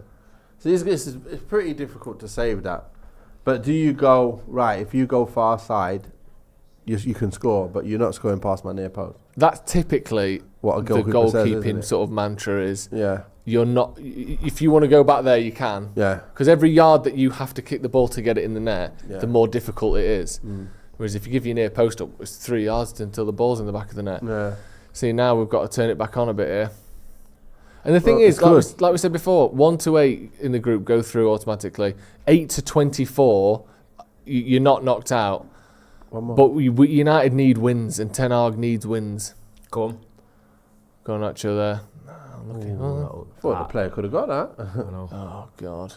You Oh, got to messing get it up away now. there. Don't you mess up. Slow it down. Well done. Ah, not at knee height. Yeah, it shouldn't be bouncing either. Love it. Go Garnacho. We need a bit from Bruno Play him. now. Ah! One Bruno. The second half performance has been dropped. Bloody hell, boys. Dropped off again, boys. Oh. I think he was offside Yeah. though, wasn't he? I don't know. Mazraoui there. We just need Need to be to. careful, We need though. to slow the game down a minute here. We need to not buy into their high energy stuff because they've Yep. got a bit excited. We need to slow it down and start building up from the back rather than we need to get one back really quick Yeah, and yeah. we make more mistakes. Play our game. Yeah, Not just Garnacho keep the ball now. for a few minutes. Don't worry about scoring straight away. Because like then there, Mazraoui's I got wanna someone jump the right on gun his 'cause back. I was semi-skeptical of the side anyway. I think you guys got a lot of positive traits to him, Yeah. but I can already tell that he's not a Eriksen. 50 mil midfielder. And I In don't what- think he's a 6 either. I think he's someone that we need to let. Because you've seen. Oh, fuck. Oh my goodness. He's like, with his tenacity and that, and the way that he's so aggressive in his duels, I think that he needs to be next to another 6. Okay. I think he's that type of player. No, please don't be the truth. I Don't. mean, we need that- still need a people 6. a lot of people said that. We got him as a 6, Anyway, but we need well- another 6. Casemiro, we got him as a 6, but he's not a 6 anymore. No, you can, We've got no 6s. All 8s. Who's on the left? Eriksen on the ball. Probably shitting it now, isn't he? Come Yeah, on, but- 20 minutes to go. We can Yeah, still play. plenty of time. Just play. They've got. Come out and go again. Well done, Go on. Marcus. What? Paul Huh? from Dallow there. It's like someone took his remote control out. Yeah, he has one of those, a game, Controlled it and just played it there like right. a glitch. Well done, Just Harry. going to dribble and decided, no, I'm not dribbling. Yeah, the fact that that guy skinned. Who was it? Rashford, Bruno, Eriksen, Maguire. Yeah. That's ridiculous. That was poor, wasn't it? From that position, it was all everyone's back to front, facing the wrong way, shitting themselves. And then Eriksen. And then Eriksen just doesn't check his shoulder whatsoever and runs Steve's into message danger. was, Ooh. fuck happened then. What is going on? Well Hold done. on. Can you Don't hold it? get done. Well done, mate. Well Don't- done. Again. Winston, Down the line. can you- Do well there. Maguire did alright there. Yeah, he did. He's lucky he's big there, wasn't it? Because the point where he was going like shoulder to shoulder with their player, and it looked like he was going to get them done. ones, when you're up against a player that's a little bit more agile, they can be a little bit clever. Like if they get it loose and they just knock it, around squeeze past you. Yeah. What? Hey guys, come on, man. Throw, man. Like, let's not be silly here. That was almost playing him straight in again there, but luckily.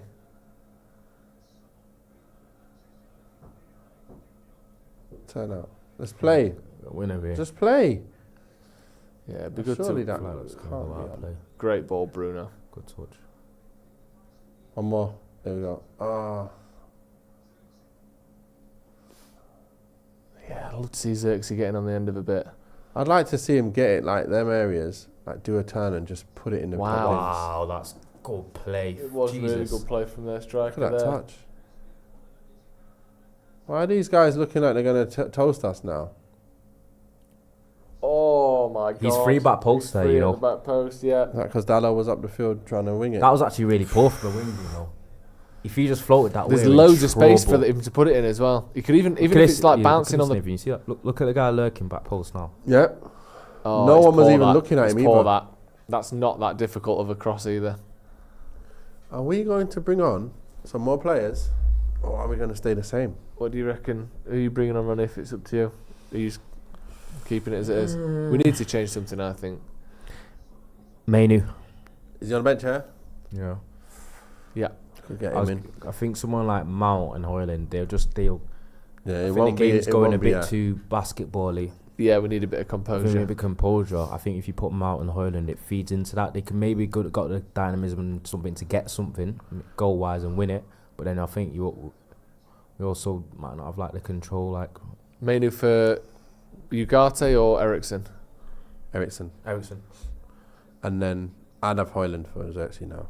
I think Xerxes ran his course. I think you can give 15 minutes to Hoyland now. Yeah. It's a shame they'll never play together, isn't it? I wonder what the record is for the two players who have played the most games whilst at the same club but never that together. have never played together. What is these guys doing? Like, what's all these skills all about? Well, it's just goalies, actually, isn't it? It'll be goalkeepers. Yeah. Where are they getting this from? I thought that was going in. I couldn't even tell where that was going. What is going on? Hey! Oh my gosh, we're giving balls away for fun. Don't slide dive in. I feel like the urge then is like to top a dive. Yeah, just win it and then lose it. Well done, Dallo. Loads of space for that one. Oh my days. No, well done. Good block. Now, let's go. What we got? Got to have some little moves here. Play through. Yeah. Ooh, that almost. One more. Nice. Inside. What have you got? Got to be some space somewhere here. Mainu's coming on as well. That's someone else. Go on, Marcus. There's someone that one more back. Yeah, there you go. One more across. Don't shoot. No width. And again. No width. Yeah. We need to keep moving it though. We can't just try and run there. It's all right. Come on. Yeah, Garnacho came inside to get the ball and then looked to pass it to himself. Man on. Go on, Xerxes. Shit. Xerx. That was good. Little step over, found himself some space. Is he left-footed? He is, isn't he? No, he's not. Is he right-footed? Hoyland's left-footed. Yeah. Xerxes, you need to stay on, lad. Well done. He's Good set here. Typical back paw play. Oh, it's nice that. It's lovely that. Good shot. He does connect with it quite well there. Come on. Plenty of The time. issue with these, I feel like we always have let's see, Maguire's our only threat and he somehow standing finds there. his head every single time. Can we not be moving though? That's definitely Maguire. Like, who's ever taught them to just take corners? I mean, like, run to stand. This is what's funny. For Like, corners. if you're opposition, you're like, the only aerial threat United have is Maguire. But he still finds it. Yeah, Still finds his head every single time. That's a clear corner. Menu, Hoyland, Mount. Decent three players to bring on though, innit? To be fair. Yeah. For 15 minutes. Maybe no. You what? Decent duo. Which one? And wind him up. 'Cause the Mount thing. Mount and who? Because I've never been sure about the Mount. You've always had a bit of a. Yeah. Right, yeah. He obviously he's done well in the last. You He's know, when he violent. first played, running around and challenging people and stuff. But I haven't seen anything other than that so far that I like yet. I want to see it. I want to see more. Yeah. And see if he can do Yeah. more. But Can he take up a little bit of like Yeah. creative responsibility rather than just run around and winning and challenging for, you know, off the ball and stuff. yeah. I think he can do it because he's obviously shown he has done it in the past for Chelsea at a high level. Yeah, he has. So the fact that he can, let's just see it. Yeah. See, he never Yeah, panicked. I know. They Well always done. play out like they always attempt Bounce it. then. Why That's not a just give it booking straight there, back? ref. That's a fucking yellow card, that. That's late, that. Give the ball quickly. It's man. a booking, but I feel like the ball was there to be won, kind of thing. Should What? have just played Yeah, it back do to you know thingy. It's not as it didn't look anywhere. It's near not as even a bad. bad. He didn't. I thought he'd like dived in on his ankle. He's kicked even his foot. when He gets the ball. He's kicked his foot. Even when I first, nah, but Hey, ref! even when I first saw it, I thought it was a foul, but I thought it was one of them where it was there to be won. Yeah. I thought it It's was. not like It was there to be one. It was one. He did. He won it. I might leave these there just on the sake of I don't want to go home and finish the packet. Little Like, custard from cream. like from a dietary perspective, you know, like don't Just I don't might have them throw around. half a pack around. You know? I might just leave it right there. We're just gonna have them tomorrow when you come in. Go straight for the custard creams. There we go. Xerxes. Is it Bruno though? It's got to be Eriksen and Rashford, Xerxes off. Rashford and Xerxes. Violins, Mount on, and then Eriksen for main. Eriksen, Firmino, So Hoyland who's and on the Mount for right? Rashford and Xerxes. Garnacho go on the left now. He'll be up front. Who'll be on the right? It might be like Mount. a little diamond. Will Mount go on the right? Bruno. No, but Mount's a Might right be player Mount as on the well, isn't he? left. I would have thought Mount would go on the right. He played a few times for Chelsea on the right, didn't he? Mm. So why not do that? Played off the left as well. Oh God, that's a lucky, Are we trying to lucky really block make that. It does made in stuff like that. Then we can see chances from stuff like that where you just Yeah. kick the ball Where the and ball ricochets it goes right like directly to the one Yeah. player they've got waiting for it. Hate that. But this is what happens when you leave one man up. It can get to you, Yeah. and then you can play off that and attack. Yeah, it was never counter. it was never going to be Mount right. It's Bruno right. You can see Is it it? straight away. Yeah. Yeah, look, where's Mount then? Yeah. Playing There's that sort of Bruno's false. right wing. Is it? Mount's playing 10. You'll see in a sec. Chaser. Yeah. Hold on, Cobby. No. Oh, Almost. studs on, lad. Come on, get your studs on. Oh no! Oh no! He's gonna play him They to the got left. Hold on, their player absolutely Good job he shit didn't his Yeah, he looked pants, like he didn't shit. Oh, no! God. Skills. But that's the thing. You don't want your players having to do that. Martinez. Having to like Yeah, get out of free. skin Two two bits of players. trouble Skin two players to get at the out. back. Yeah, that's true. But yeah, that Ethan's right. Their player just kind of like Yeah. was got the jitters in it. Like, what do I do? What do I do? Should I go right? Should I go left? Should I- Oh. Should I go right? Should I go left? By the Give it to. Why are we? That's overrun again though. Like, can't be going too many men forward. No. This is where I don't want it to really slow down. Because if we end up losing this, then it's right. You've got to. Oh, play now, play. Yeah, go again. Go again, It's go all- again. he's Give me, also- give me. That's the thing with. There we go. He's always moving. Yeah, he is. That's why I find, like we were saying before, like he There ends we up go. having loads of chances. That's a Oh, great what a cutback as ball. well. That. Oh, Well done. man. Back post. Pretty simple. Bruno. Oh! Bruno! I thought that was in. What a strike. I proper That's thought what- that That's was the in. normal Those Bruno ones where finish, isn't it? It looks closer than the replay, and it's like miles wide. Oh, it's That not. must be close, It's you know. not. Ooh, It's that's not. quite close. It's not. That's That quite is close. Too much whippage. Yeah. Too much whipped cream. I thought my brain was completely convinced that I'd gone in then. Well done, Bruno. Unlucky. Good play though from Garnacho. Started that. Yeah, start as well. Love that. Who's that? No. Look at him. They're bopping. Who do they Football, think don't they they? are? Well done, Cobby. It's not a foul. Joe. Just a foul. Shoulder to shoulder. Joe I don't want anything. I'm not giving a yard tonight. He's got Joe's like, every foul's not a foul to them. That's not a but foul. That's proper. Let's see It's proper. that again. It's proper Yeah, Van you got him like before it. he You know got the ball what? there. The last one, I admitted I was wrong. No, that was a foul. Do you this one, think? yeah, it looked like Yeah, it. I think so. See, they not even showed it again because they know the refs got it wrong. Don't know. They don't want to embarrass him. They're embarrassed for the refs. He took him out first and then he got it, didn't he? Hey, this team can get back in the game, you know. I'm telling you. Well done, Harry. Call for it then and actually head it. Well done. Play It's a foul. Garnacho. A tactical one, isn't it? I'm giving that. Yellow I'm standing by it this time. Yes. It's a blatant yellow. Oh well, don't. Yeah. I need to get my confidence back in terms of analysing fouls. Don't tell me it was an easy one. as well. There you go. Van Wolfswinkel. He's been around the block. You see, he'll do them. 35 years on this planet. Van Wolfswinkel. It's a good name, that, isn't it? Yeah. Almost, I can't imagine a world where it doesn't mean wolf's penis, though. Can you?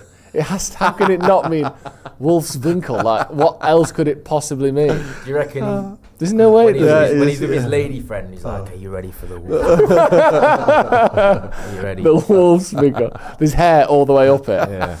That's why it's called that. It's a small wolf's shop. A small wolf shop, like it's like Red Riding Hood or something. Put them in, put their skin in the shop. Oh, shopkeeper, what long claws you have! All the better to give you change with, my dear. Wolf shop, what's that? Is that The Wolf's Mega Store. full moon tonight? You know what I mean? Yeah, exactly. Yeah. Come on, we've got this. Let's get a late winner. Yeah, late winner would be lovely. I'm Man. sick of these not winnings that we keep doing. We need to win. Second half's been quite. FC Twente been better. Yeah, they have. Those. Come on, let's go. Just look. You like those little undeserved ones where like Yeah. One more. they probably deserved to Nice. get a point, but we snatched their Garnacho. souls. No. That's what he needs to work on in training. Them whips, them kind of shots going in far post.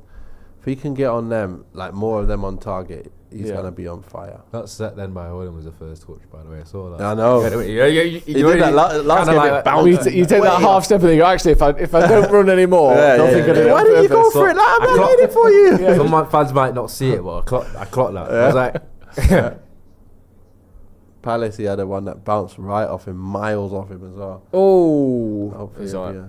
he just got booked as well, him. Yeah, it's a high foot for someone who's just been yellow carded. That. City Newcastle, Saturday, 11 a.m. Early kickoff. Imagine that. Sunday, you play 48 hours later, then you've got the early Saturday kickoff. Away at Newcastle as well. Yeah. Yeah, travelling. Just good day thing they're before. shit. Yeah, exactly. What's happened to them, man? It's crazy, isn't it? They were all doing really well that season. I know. And they've got decent points, but whenever I watch them, they're just Not the same, are they? weird looking. Come out of the way, Manu. Yeah. I hate that as a winger. Right, When take on a man who's people running make into your runs and area. you just take players into your area when you've got a 1v1. Look how heavy they defended Oh! it. Ooh, no. No foul, come on. So boxed in, aren't they? Yeah. 20 when we've got the ball there. They've been good at that, like Yeah, they have. just always having someone in the way. Yeah. That's why we have to be more intricate. Look at that run from the guy. That's what we need to get better at. Like, you see what City were doing against Arsenal. I know they were camped in and that, and they had one extra man. They didn't really overlap much, but like the way they just kept it and peppering and going for it. We need to be able to be comfortable keeping it a lot when that happens. Yeah. Yeah. Oh. Can you keep like 75% of the ball when they're up sitting there. back? Yeah. And keep it moving left to right until something opens up. Because most teams won't be able to hold out for that long. No. And be fit and keep going. And they're getting a bit panicky as well the Yeah. longer time goes on and all that. Yeah, The more pressure. People aren't used to sitting back and defending like that. exactly. Yeah. Not for that long. No. Like, relentless. I know when you do it in training, the defence normally doesn't ever let a goal in. But like, when you're playing a game, you can't stop and go, right, we're going again, start from here. Yeah. You're just playing, and you're going to get tired. Yeah, I just want to see a bit of energy from United here. I've got a feeling it's not going to change, you know.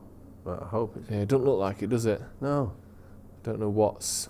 It's like tempo we need to learn to be quick tempoed. Okay. Quicker tempo, anyway. Good touch. Yeah, it was. Come on. Well on. On and Dalot's down. still playing in midfield. Yeah. Dalot's doing well. Been alright. Other Probably than been the best of us. Rashi and Dalot maybe. yeah, Rashford, I would say, while he was on. Yeah, Rashford was the brightest. I'm not gonna lie to you, not even a little bad. I'm not really sure anyone else had a really no one's good game. really had It's the best of games. Kind of been flat. Oh my from gosh. Hoyland's looking like he's not played since pre-season, Yeah, hasn't and he hasn't. he? Yeah, That's for a little sure. bit rusty.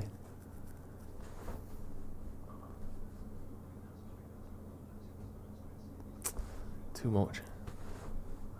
Getting At the least ball- this is the This is first better. time they've started to like just to knock the ball, like they're just booting the ball away. Yeah. They took their Lemire's off that kind of their 9 that was decent holding it up. Where are you going? They've on put that? Van Wolfswinkel up front, and now they don't really have the focal point when they clear it. Yeah, I could go on, no.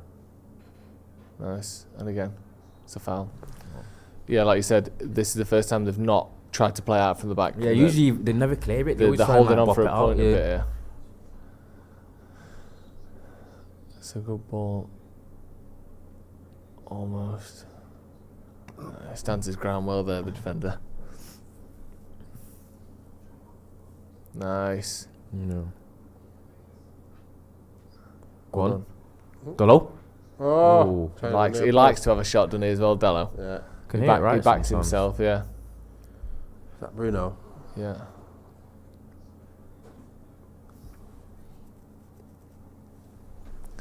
Come on. How much minutes extra time? Come on. What was it? 0 seconds at half time. Not much has happened. You never get much stoppage time in Europe. No. I think you'll probably see because there's so many subs. 2, 3? 3 minutes. 3. And they've also seemed to abandon the whole 8, 9 minutes 13 thing. and all that. Yeah, Yeah. I was thinking about that. When did they were just for a laugh, just for 1 year we're going to make you play 10 extra minutes every game, and then we'll get rid of that again because Yeah. we're only messing. Oh, I like that. Cool. 1, 2. One touch. Put him in. There we go. Take him. Oh. Come on, Good play. corner though, to United. boys. Good play, boys. Swing where somehow there's like 20 people in the box and it's always Maguire's head. Let's see if he can get it in. a I think he'll proper threat, nod it in. I think he'll get ahead Different on technique this time. They're not doing the little. it. Whether he gets it in, I don't know, but he'll get ahead on it. A bit too deep maybe. Oh, Oh, my days. Look, they still try and like. on Bruno. Do you know what was on Bruno's funny? He clearly kicked that. I could see it from That's there. what I'm saying. Why did they do this? And he was like, It's my ball. Well, No, obviously it's my ball. Okay, really? United. Come on, one last chance. I want to see Hoyland Keeper. get something. Just one little I don't piece like of this. Well done. Oh, do you know when you just got? play. You just see something unfolding where you just any mistake and we've lost. 4 minutes. 4 minutes. can we nick one? Van Nistelrooy encouraging the defence up the pitch there. Come on, lads. Let's get something going. Get a ball in the box. Get a cross for someone. Like, do something. Let's go. Has Mason Mount touched the ball since he came on? A couple of times. Not doing much yet. But. Anyone left? No? No one left? Okay then. Anyone right? Come on. There really isn't anyone left. So just in that same area. Get it and There's get out Mount. someone now. There we are. Little scoot round the corner. Mazraoui crossed in by Oh, Mount. Come on. Back to Behind Maiden. everyone knowing it. I thought that might be. But yeah, it was just behind everyone. Come on, 3 minutes to go. At least make one last chance. Have a last shot at least. Let's not be completely toothless. Oh, work some kind of cross in the box, Yeah. please. Bit of space there. Even if you just do it from there, just put it in. Just let someone make a run in the box. Corner. Corner again. There we go. Let's do what we've done with the last You know, 15. it's the first time Twente got to the last 5 minutes. So teams do this, lesser teams. They were playing well, and then the goal was like, shit, it's 1-1 at Old Trafford. We might get a draw and here. they've gone a little bit more defensive. And what happens is you then just invite pressure then. Yeah. and he might end up losing. If I'm a gaffer, I'm brave enough to. You know, it's hard to say in it because you're like, go on. Oh my God! It's always Maguire's head. It's so dangerous. Oh, back post. Go. Ah! Come on, someone lay it to someone. Watch those. Try and play out now. Yeah. Uh-oh. Shit. Oh, There's no one here. No one there. You not seen it? Why was it? What was he doing there? He didn't know he was there, did he? He Playing slowed for it us, down him. so much. Yeah. How has that not gone in there? How's that's foot? The keeper just like stuck an arm out, didn't he? Didn't even dive for it. They've gone panicky today. I think we can nick something here. Come on. Let's get something going. It's I need a bit more height on that. Now that kind of ball in, it's a certain type of technique you got to have. You can't just cross it like that. Oh, that's good. Okay. Yeah, It looked like it was going for a goal kick, that. I'm not gonna lie to you. You know, Maguire He does finds like that. He does like that. Nah, what's that? Who's Shit, that? man. Ugarte. You got it. Maguire finds those passes. I think he finds those passes easier than the 5-yard ones. He does. He does actually. Yeah. Fucking hell, what a save! I know him for ducks. Ten Hag didn't even jump. I think Ten Hag's not happy with the performance. No, I can tell when the think gaffer's he's- not I happy think with he's it. Yeah, pissed off yeah. because the second half's not.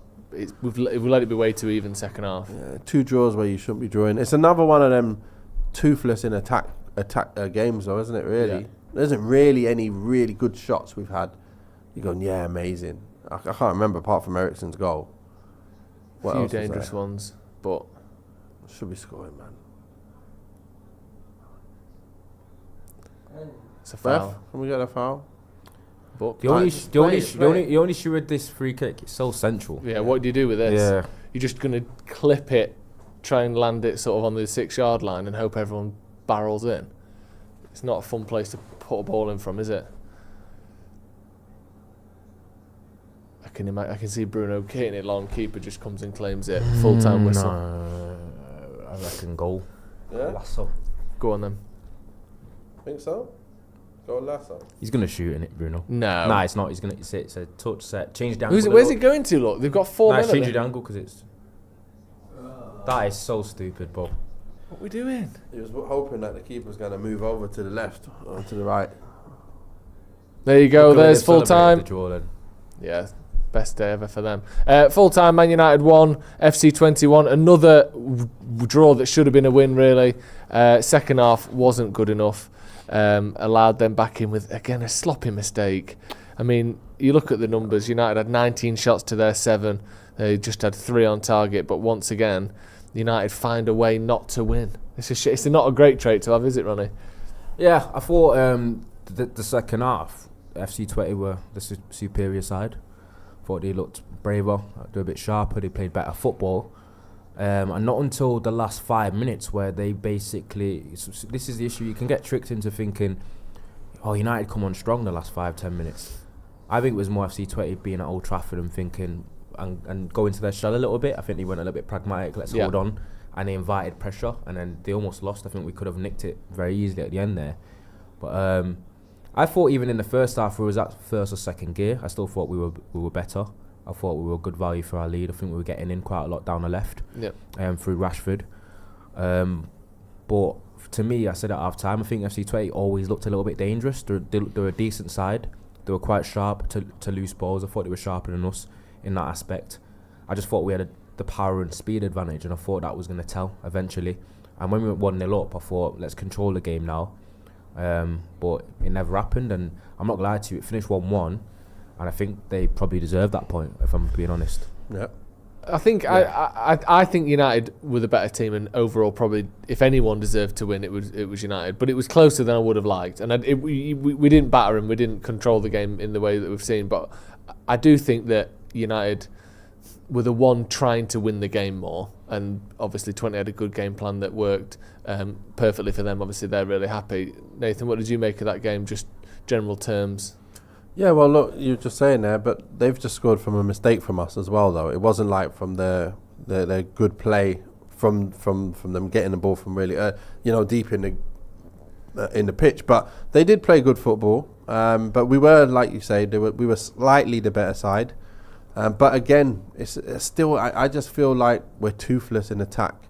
We've not got that end product side to us, the killer mentality in the attack. And for all the good little bits of play, it's been a few games now where you just want to see some end product of a real high level.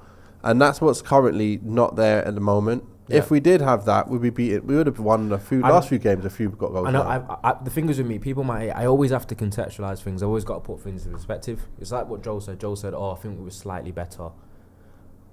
Is it really good enough for Manchester United playing one of their strongest 11 just to be slightly better? I've not said this is good enough. Do you know what I mean? I think drawing at home and only being slightly better than a team who's finishing third in Eredivisie isn't good enough. But you seen the way they celebrated that draw then? Look at them. They're literally doing fucking some sort of ceremonial crouch dance.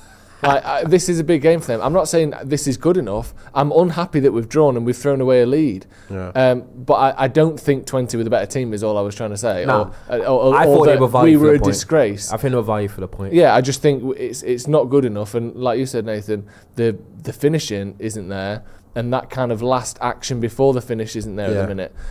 But it's an annoying performance. Luckily, obviously, you've got 7 other results to get you through in the game, but again, it's putting pressure on the next game now because you can find the excuse for that one because it's the Europa League and it's this new system where you've got loads of chances. Now we've got to beat Spurs and then we've got to beat Villa, and we're just adding to this thing of we're not winning games that we should be winning. We'll be back in a few minutes with the full review, but obviously United have dropped 2 points tonight. Victor White says, "I'm tired of we've improved nonsense. Bruno's been shit and we're now putting him on the right wing for what? Shocking." Cody Hayes said, "Bruno has another poor game." Jack Bennett said, "The saddest part for me is our standards have dropped so much that this kind of performance no longer causes anything north of apathy." I mean, other than taking to the streets and protesting, I don't know what we can do. I think we've just got to wait and see, haven't we? If Ten Hag's going to get sacked, it's going to happen. Like everyone who hates him, everyone who wants him to go, if just wait around and he'll either will or he won't. I don't think a draw at home in the first game of an 8-game Europa League group stage is the reason to get rid of a manager. No. Obviously, there's a lot more than that going into this, but let's wait and see. Right, we're back in a few minutes. Like I said, dissect what's gone wrong there, because obviously you can't be dropping 1-0 leads at home to FC Twente. Thank you, Ronny, for coming on. Thank you, Nathan. Great to have you back on the channel as well. Thank you at home for joining us. We'll see you in a bit.